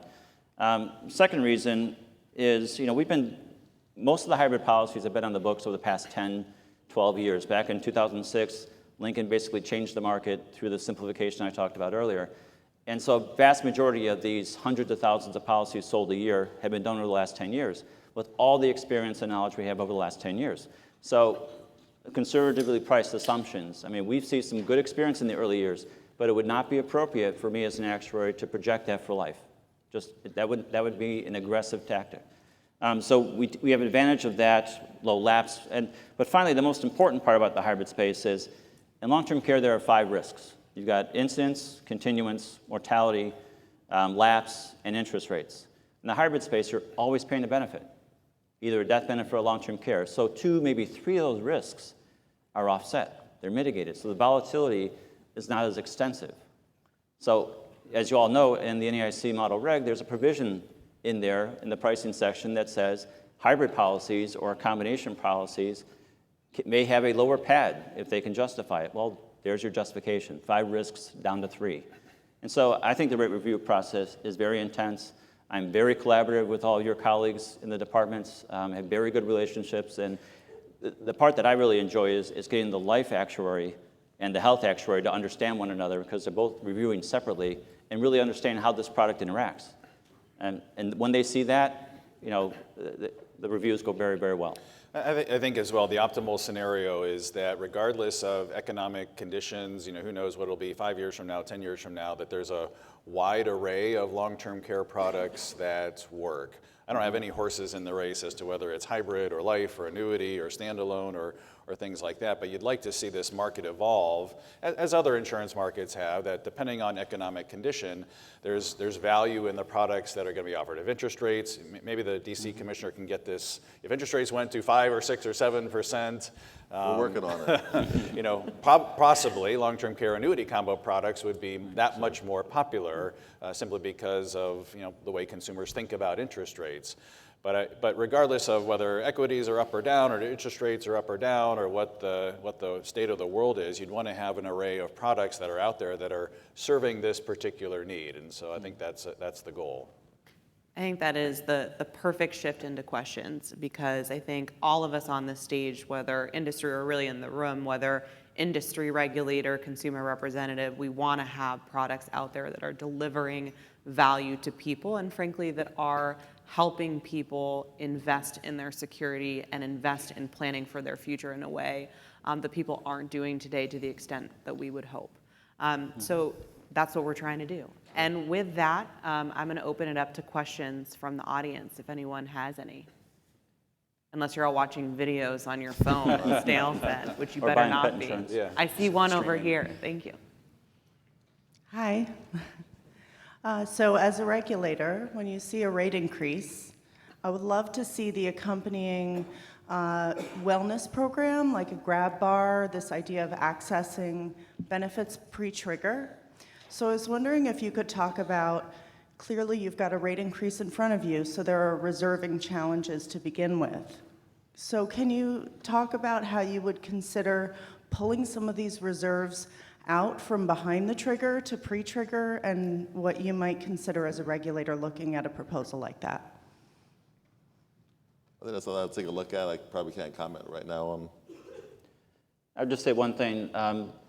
These policies pay tax-qualified benefits. In order to be tax-qualified, you must be 2 of 6 ADLs. So even in the midst of a rate increase, if you were to offer some type of preventive benefit as an addition, it wouldn't be a tax-qualified benefit. And that's the unfortunate part. The lack of connectivity between the federal tax regs and the state regs kind of creates a bit of that. I also do think you see in some cases where companies might want to do some sort of in-force or pre-claim service to mitigate, to be helpful to the policyholder. There are, privacy is a big thing, so what you have to offer to one policyholder, you kind of have to offer to all, just so you're not discriminating dependent upon what your knowledge might be. So there's a lot of different things that come into play there. Now, that's not to say that our policies today don't have that feature as well. One of those 13 covered services we have is durable medical equipment or types of equipment like grab bars and so forth. But again, we have to wait until the 206 ADLs before it can be provided. I just like to have access to 2 or 3 of the covered services prior to that at some point, and that's going to take some active people above my pay grade, obviously. Yeah. Hi, very interesting conversation, and I think my comment is more of a challenge for NAIC to broaden their discussion about long-term care in the future. I think, for example, about the very popular current employee benefit to help young adults pay their student loan payments. I could see that morphing in the future in some way that employers could help their employees with long-term care expenses. And I think NAIC could partner with human resources professionals to help encourage that. I also, this notion of offering long-term care insurance at work is interesting, but it won't matter if I don't see a need for it and I can't afford it. So I think there have to be those partnerships. And the other comment I would make would be about maybe revisiting the Family Medical Leave Act to make that more likely available to be used to provide long-term care. So that's probably just a challenge for future, to think more broadly, but broader thinking will help make the insurance products more realistic as well. So thank you. Yeah, I think that's a great comment. And one of the things we're doing is with the Retirement Security Working Group, which is part of the 8 committee, and I chair that. One of the big things we have, and one of the components is education. And education is a really big part of retirement security, and we're going to be including the issues of long-term care along with that, the educational component as well. So really important that people really understand what some of the issues are, what the problems are, what they really need to start investing in and saving their money towards. In terms of employers, I think it's a great place for again, the employers to help teach their employees about the importance of long-term care. But one of the big issues, again, is how to finance that. Again, you heard from the paid family leave and the other mandates, how do you help finance the cost of long-term care? And again, that I think is going to be a partnership with the states and the federal government, and then I think individuals as well. Yeah, and I think federal government, Congress realizes that all these ideas, there's real dollars on the table. The impact on Medicaid, the impact on other programs that they provide is important, and not small dollars by any means. So when we do research of this type, quickly the question comes and asks, well, what would be the savings on the Medicaid system if something like this were implemented?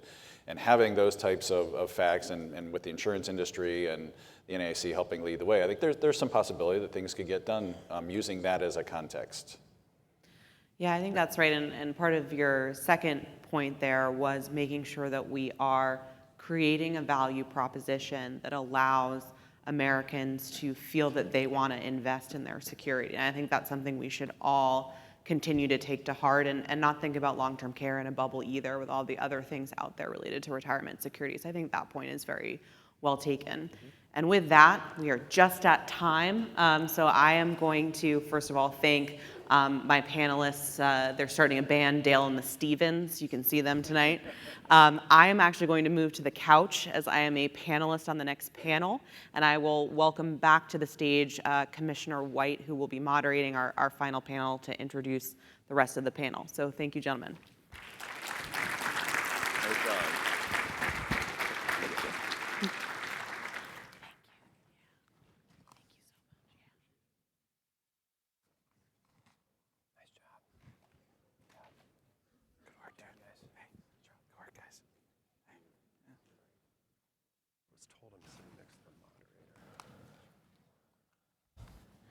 All right, third and final panel of the evening.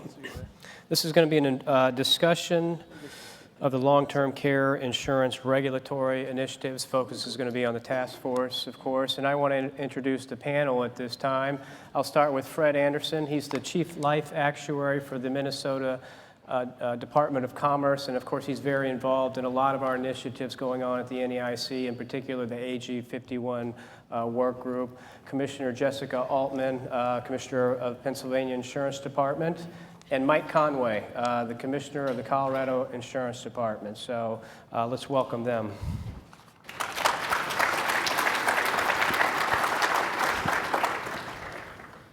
Okay, well, I want to thank you all for being on this panel to discuss really what's going to be a discussion about the long-term care EX task force, focusing on what we've done up to this point and perhaps a little bit about what we want to do moving forward into the upcoming year. You all were chosen, obviously, because of the primary roles you play on this task force. So I know some of you have been involved even before the formation of the task force.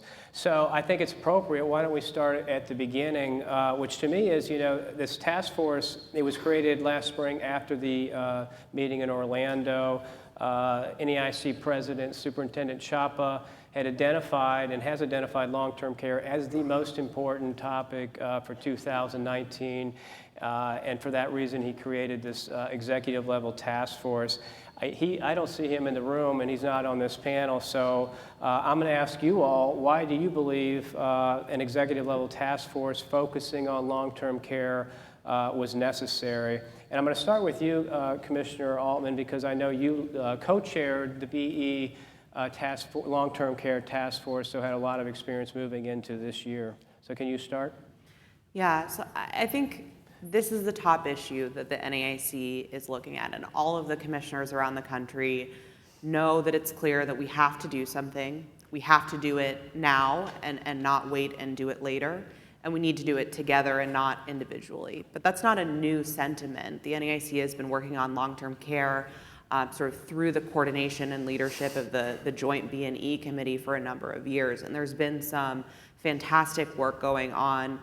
Fred's work on valuation, Paul Embauder's work with the pricing subgroup across the B&E committees. But we started to realize that it was really time to build upon that work, to bring it up to the commissioner level and to say, how do we connect all of these pieces of this puzzle to design a path forward that is going to make sense for our state-based regulatory system to coordinate a solution to something that is a very national problem. And I think that's what the EX task force is aiming to do and provide a venue for us all to do together. Good.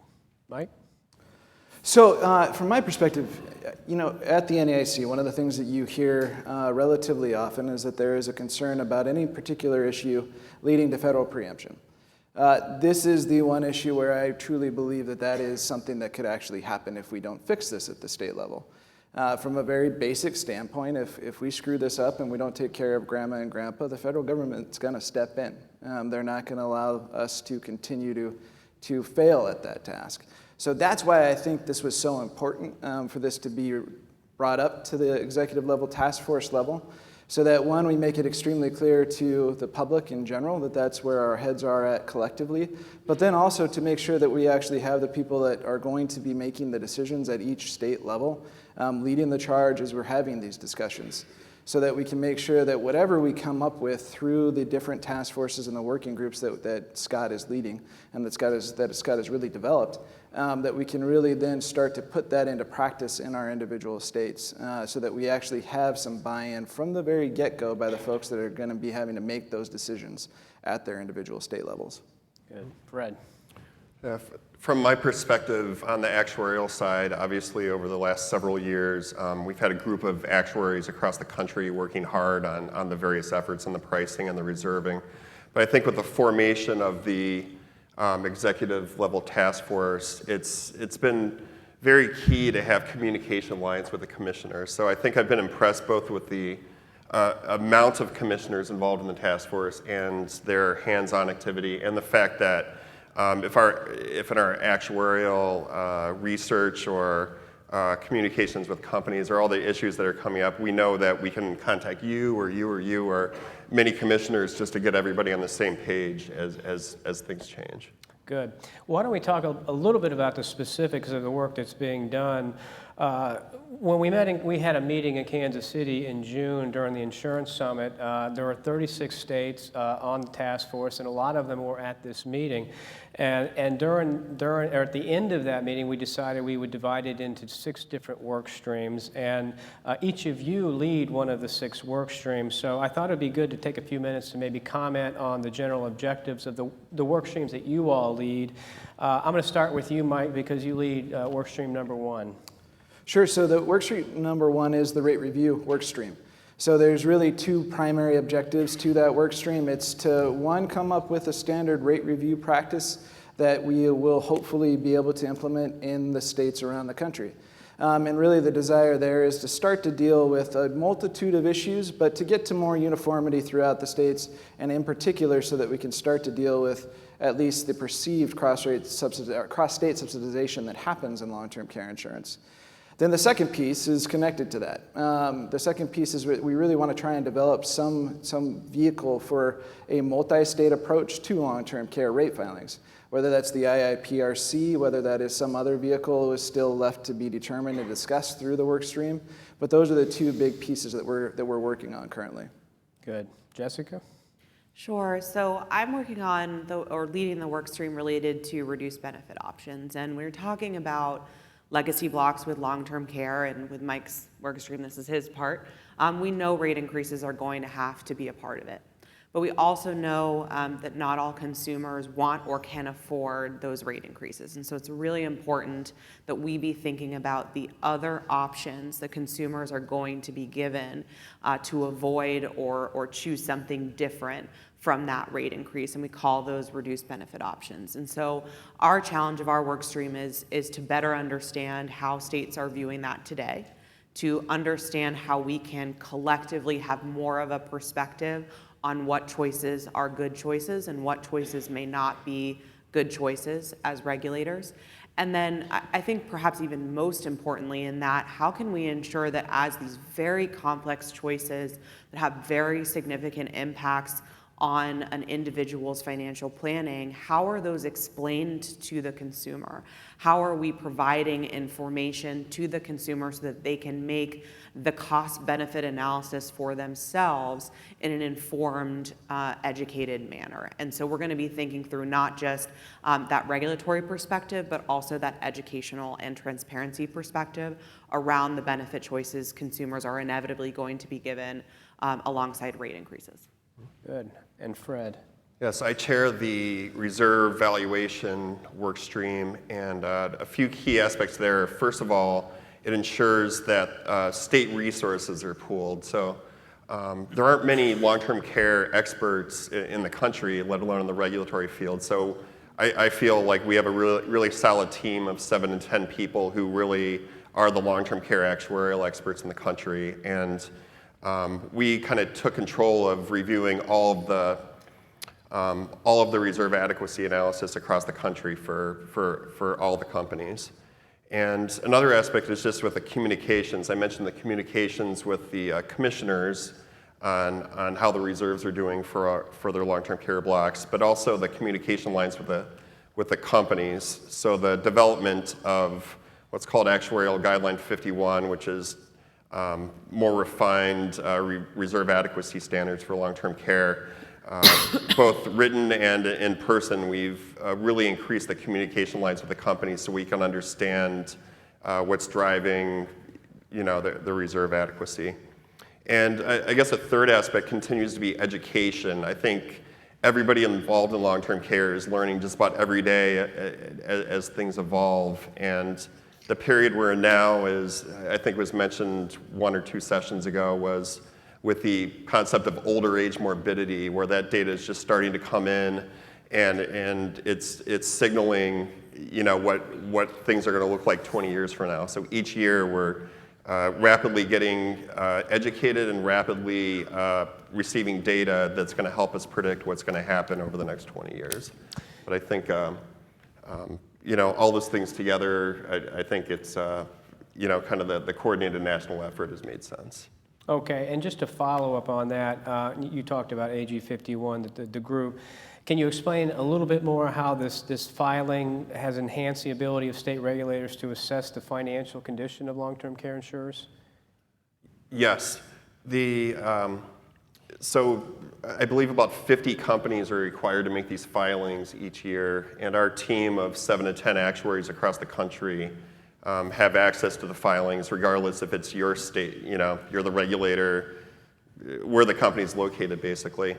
And I think, one aspect is reading the documents, and second of all is communicating with the companies. And what I've been really impressed by over the past couple of years, it seems like with other products, there's always a competitive edge, and companies are, sharing only what they want to provide without giving too much, to their competition. It seems like with long-term care, everybody realizes both the importance of the solvency issues going on, and also realize the importance of how long-term care is going to impact society over the next 20 years as the baby boomers age. So all of the industry people I've talked to, all the regulators have been really open, and everybody has the same goal. They want solvent companies, they want claims to be paid, they want affordability and stuff like that.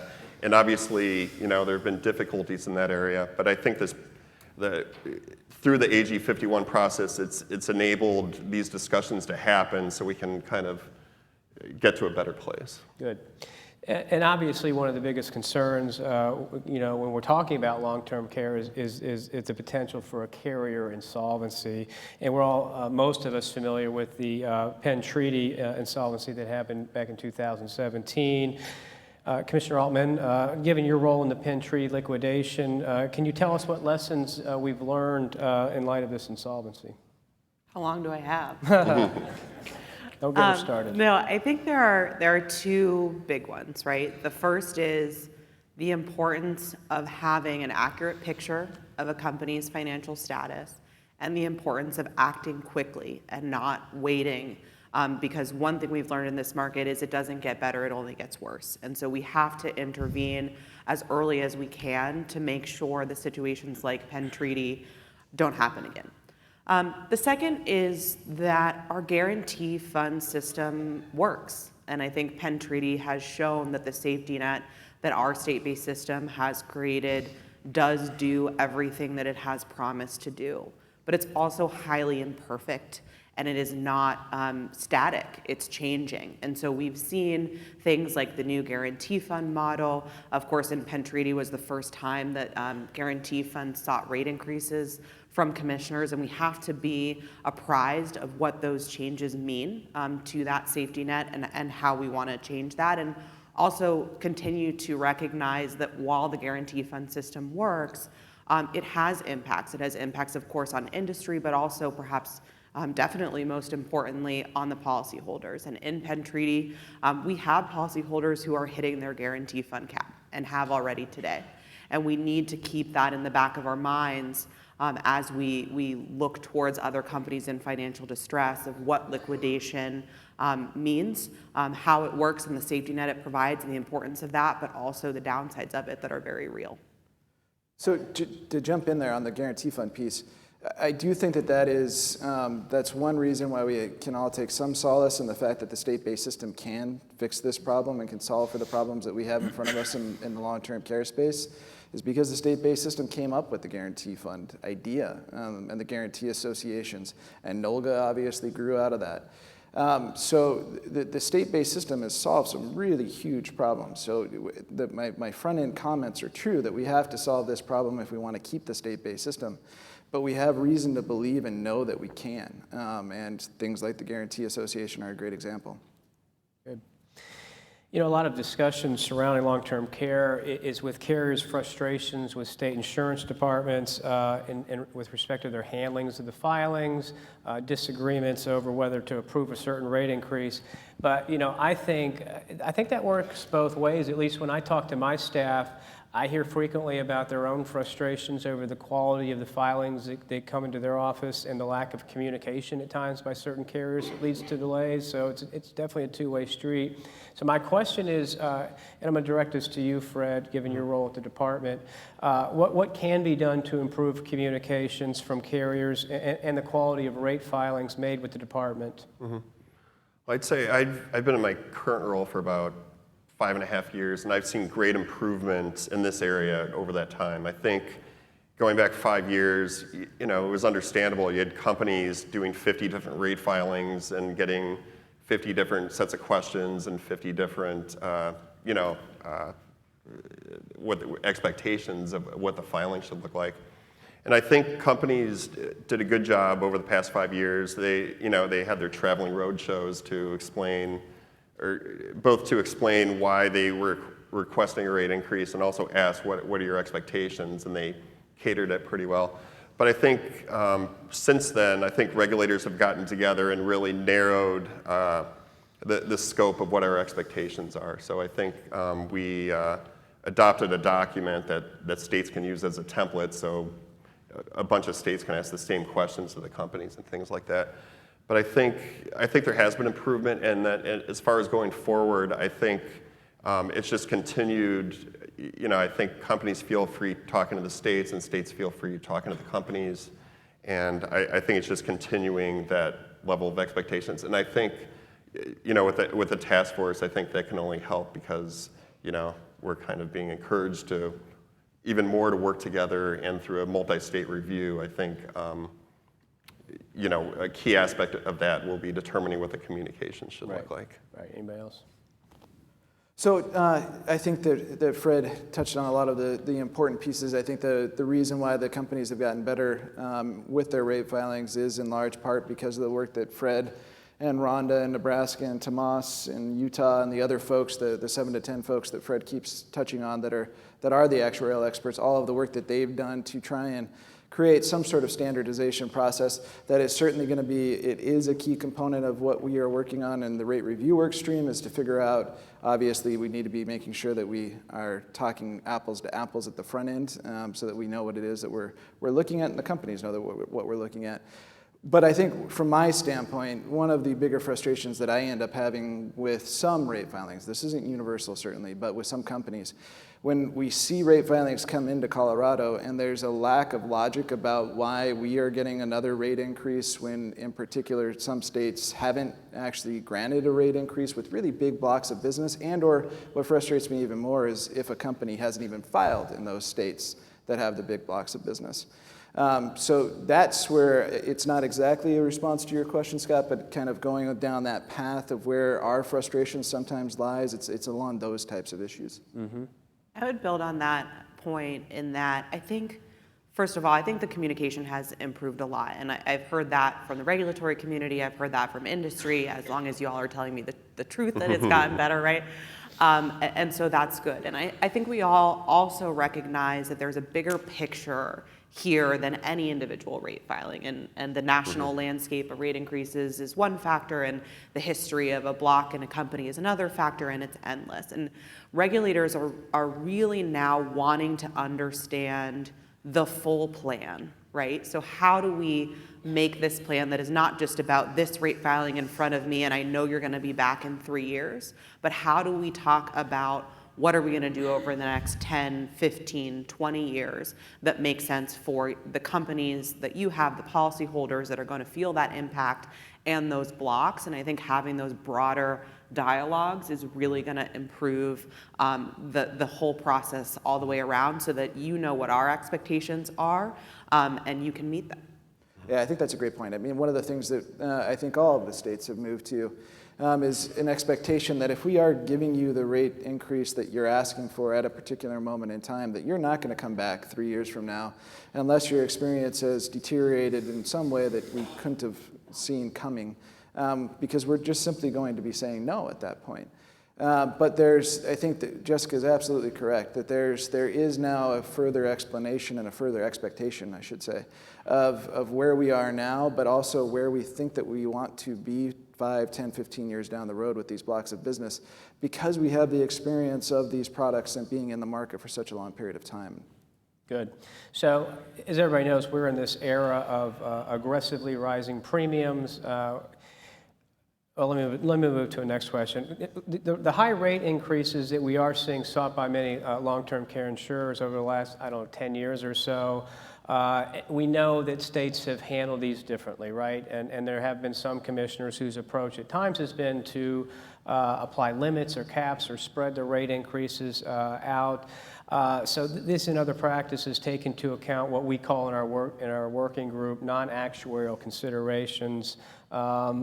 So my question for you all is, what are your views regarding the appropriateness of such practices? Let me start with you, Fred, the actuary. Okay. The number one thing for me is you don't want to tie your own hands because you don't know what's going to be happening in the future. So if there are any non-actuarial aspects like that, you should have the flexibility to kind of override them in special circumstances. But I think generally it's always a balancing act, and every company realizes that too. They don't, if a loss ratio shows that they can justify a 900% rate increase, they're not coming in with that. Through communications with the states, they know that there's going to be some cost sharing. In most cases, they're going to be losing a lot of money even after the rate increase. Right. But I think each state handles it differently. I think a lot of the states are handling it reasonably. But it scares me a little bit when states kind of tie their own hands to not be able to deal with flexibility issues down the road. You're talking about such things as lock-in periods? And Or having laws put into effect which say we can't. Capping it? Yeah. Right. Okay. Right. Anybody else?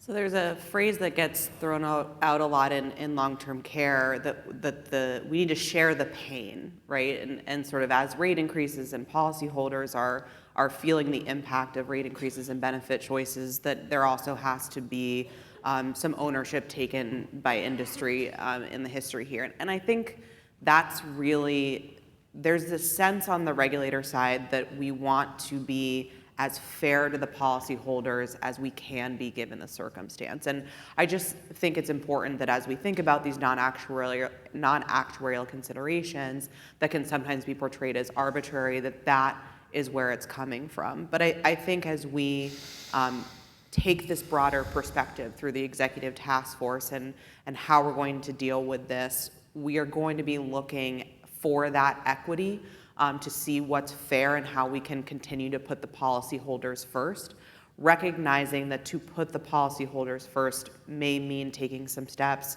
that policyholders may also not like. And I think that's the greatest challenge here.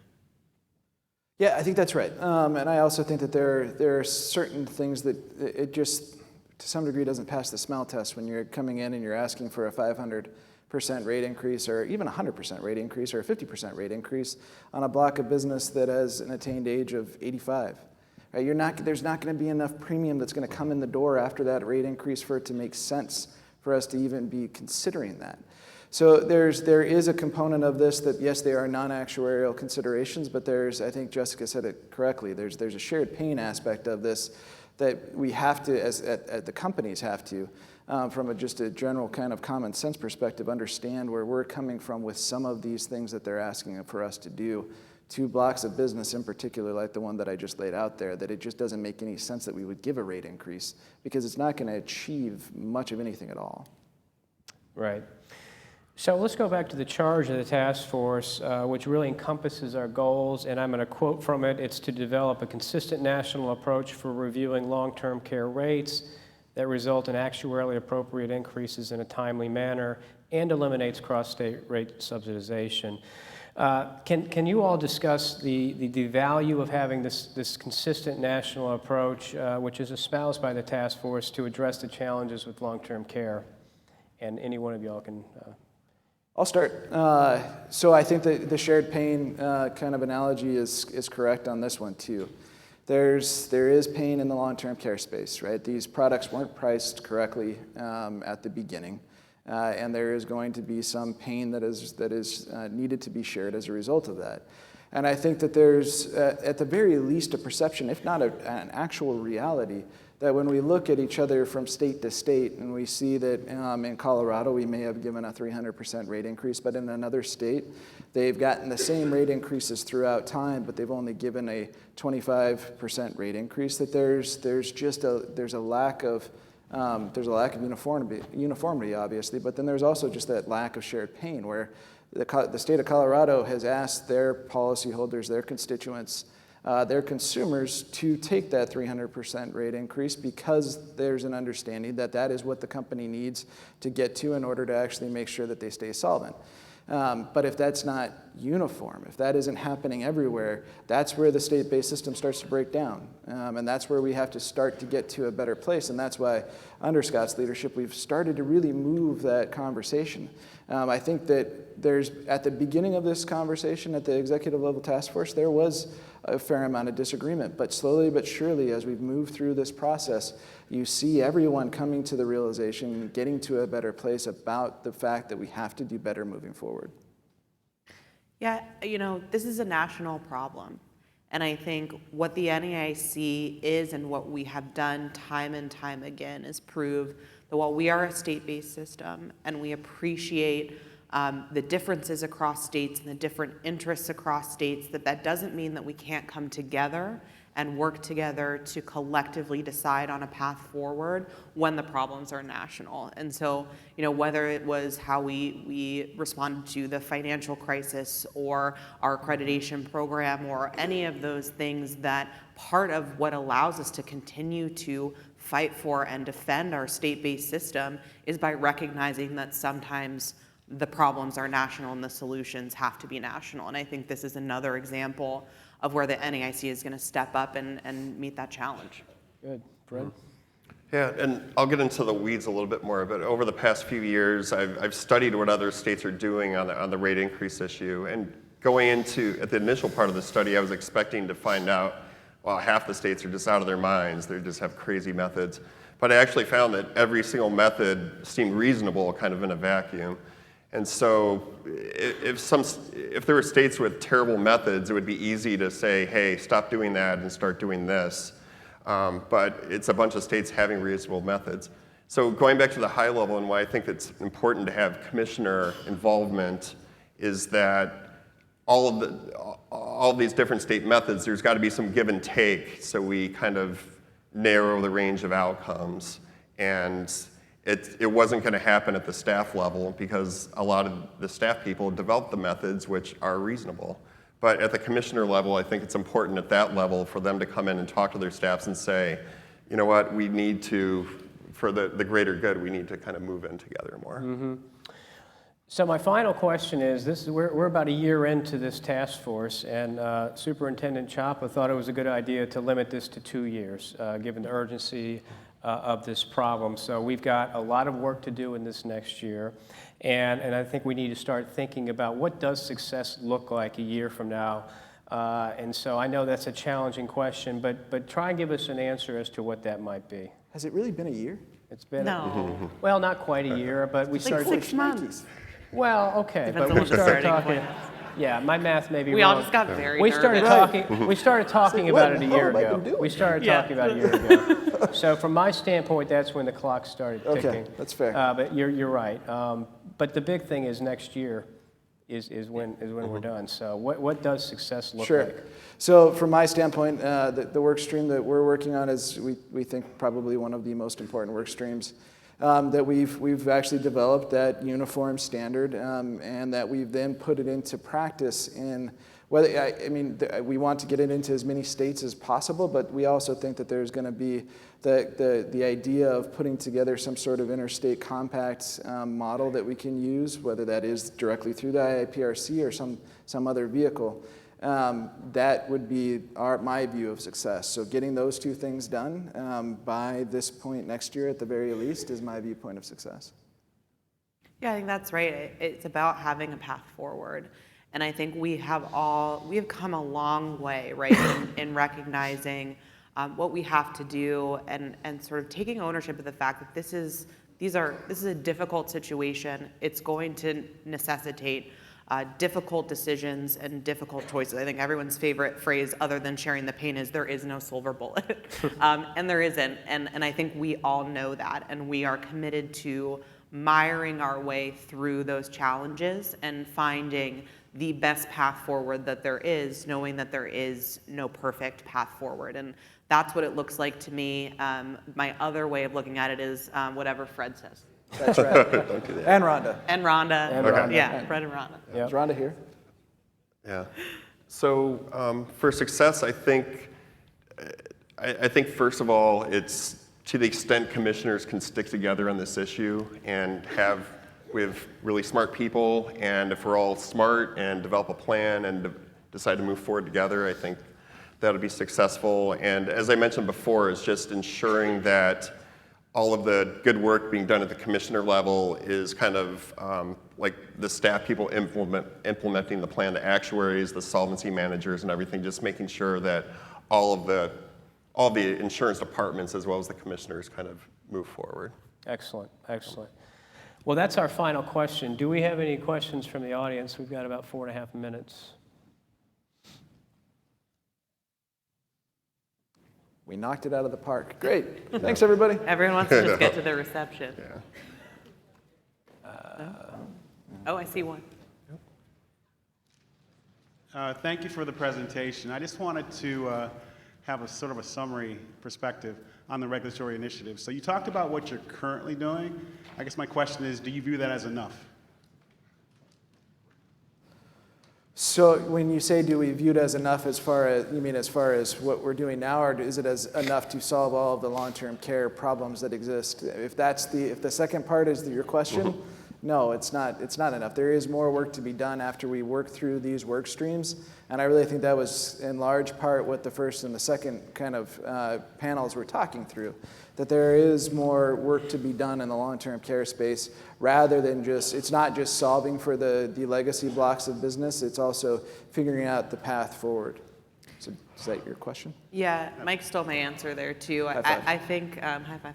I think that, this task force is primarily focused on solving the problems that history has created. But we also have to remember that there's a future that we have to define. And so the problem here is not just taking care of the people who have already bought long-term care policies, that's the task force. The broader problem is how do we plan for the long-term care of our society in the future? And that's not a problem solely for the NAIC or the insurance industry. It's a societal problem, but that's the outlook that we all have to remember is out there in the face of trying to deal with the historical problems as well.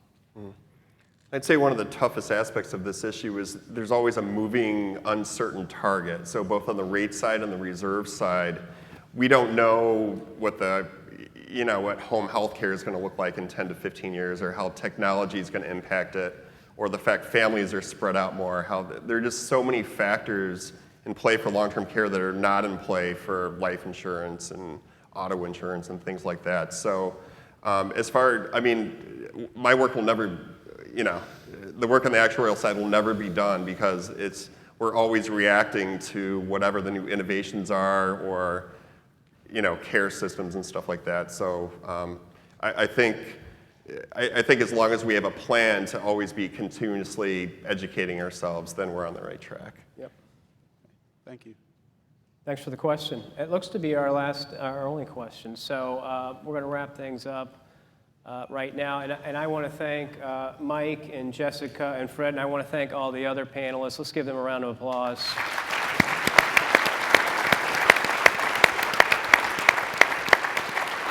I thought we had a very engaging discussion in the last 2 hours on some very challenging issues surrounding long-term care, and hopefully some solutions moving forward. I want to thank you all for coming out tonight and being here for this panel discussion. And the last thing I'm supposed to say is that we have a reception immediately following this panel discussion. I think it's in Lone Star AB, which is close by. So I hope to see everybody there. Good night.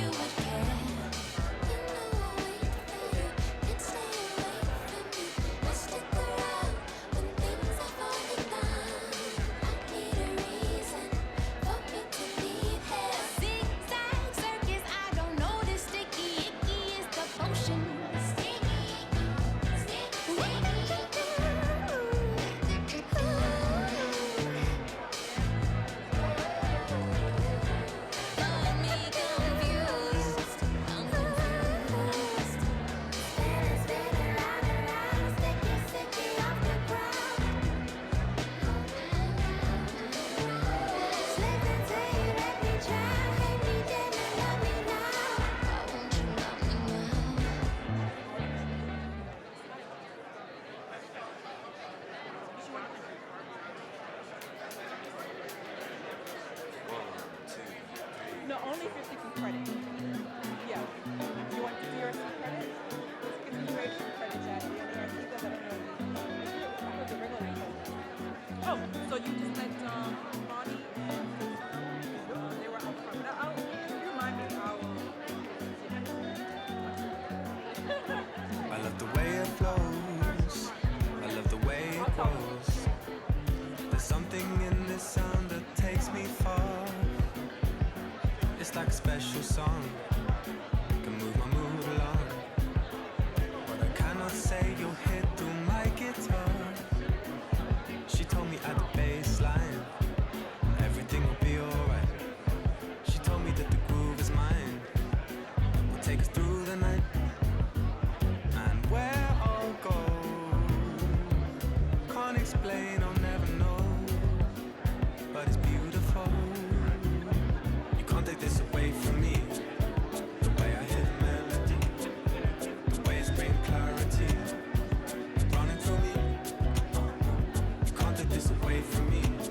Oh, the way I hear the melody, the way it's bring clarity, running through me. I love the way it sings, all the joy that it brings. Remember skating down the road towards the park. I could never say no. You with that summer glow. The music gives me sun when winter starts. She told me at the baseline everything will be alright. She told me that the beat is mine. It will rock us through the night. And where I go, can't explain, I'll never know. But it's beautiful. You can't take this away from me. Oh, the way I hear the melody, the waves bring clarity, running through me. You can't take this away from me. Oh, the way I hear the melody, the waves bring clarity, running through me. You can't take this away from me. The way I hear the melody, the waves bring clarity, running through me. Come on, y'all. You can't take this away from me. Oh, the way I hear the melody, the waves bring clarity, running through me. Yeah, it's running through me. Yo, I wear notes like coats, blues like dudes. Warm from the rhythm, soul that glues. The bounce in my bones, jazz in my spine. The hop is my home, rap is my grind. We riding on the backside of life, we dance. She threw me a chance, her hands in my pants. Actually, my pockets holding it tight. Whispering a dream I can hold in the night. Blood tight, a rhythm that's throbbing my vein. Wake up and write it on the pad, the pains. Like church, the organ will invite tears. Like birth, the crying, let you know I'm here. Held by the song that gave me a name. Dressed by the verse that gave me a claim. Just pacing the line, safe to inhale. And if you live well, belong your years, you can stay, you will be. A timeless octave to play for the tree. It's rooted in every single nerve in me. The nerve of he who ignores the key. The music that opens the mind to be free. Whenever you're hot-headed, pours you a breeze. Beneath the clouds, you allowed to see. In clarity, through harmony. Someone harming me, that won't be done. I stand protected by the laws of fun. I am perfected through the rhymes of run. Walk it this way and leave the party stunned. This music, it launched me with no aim.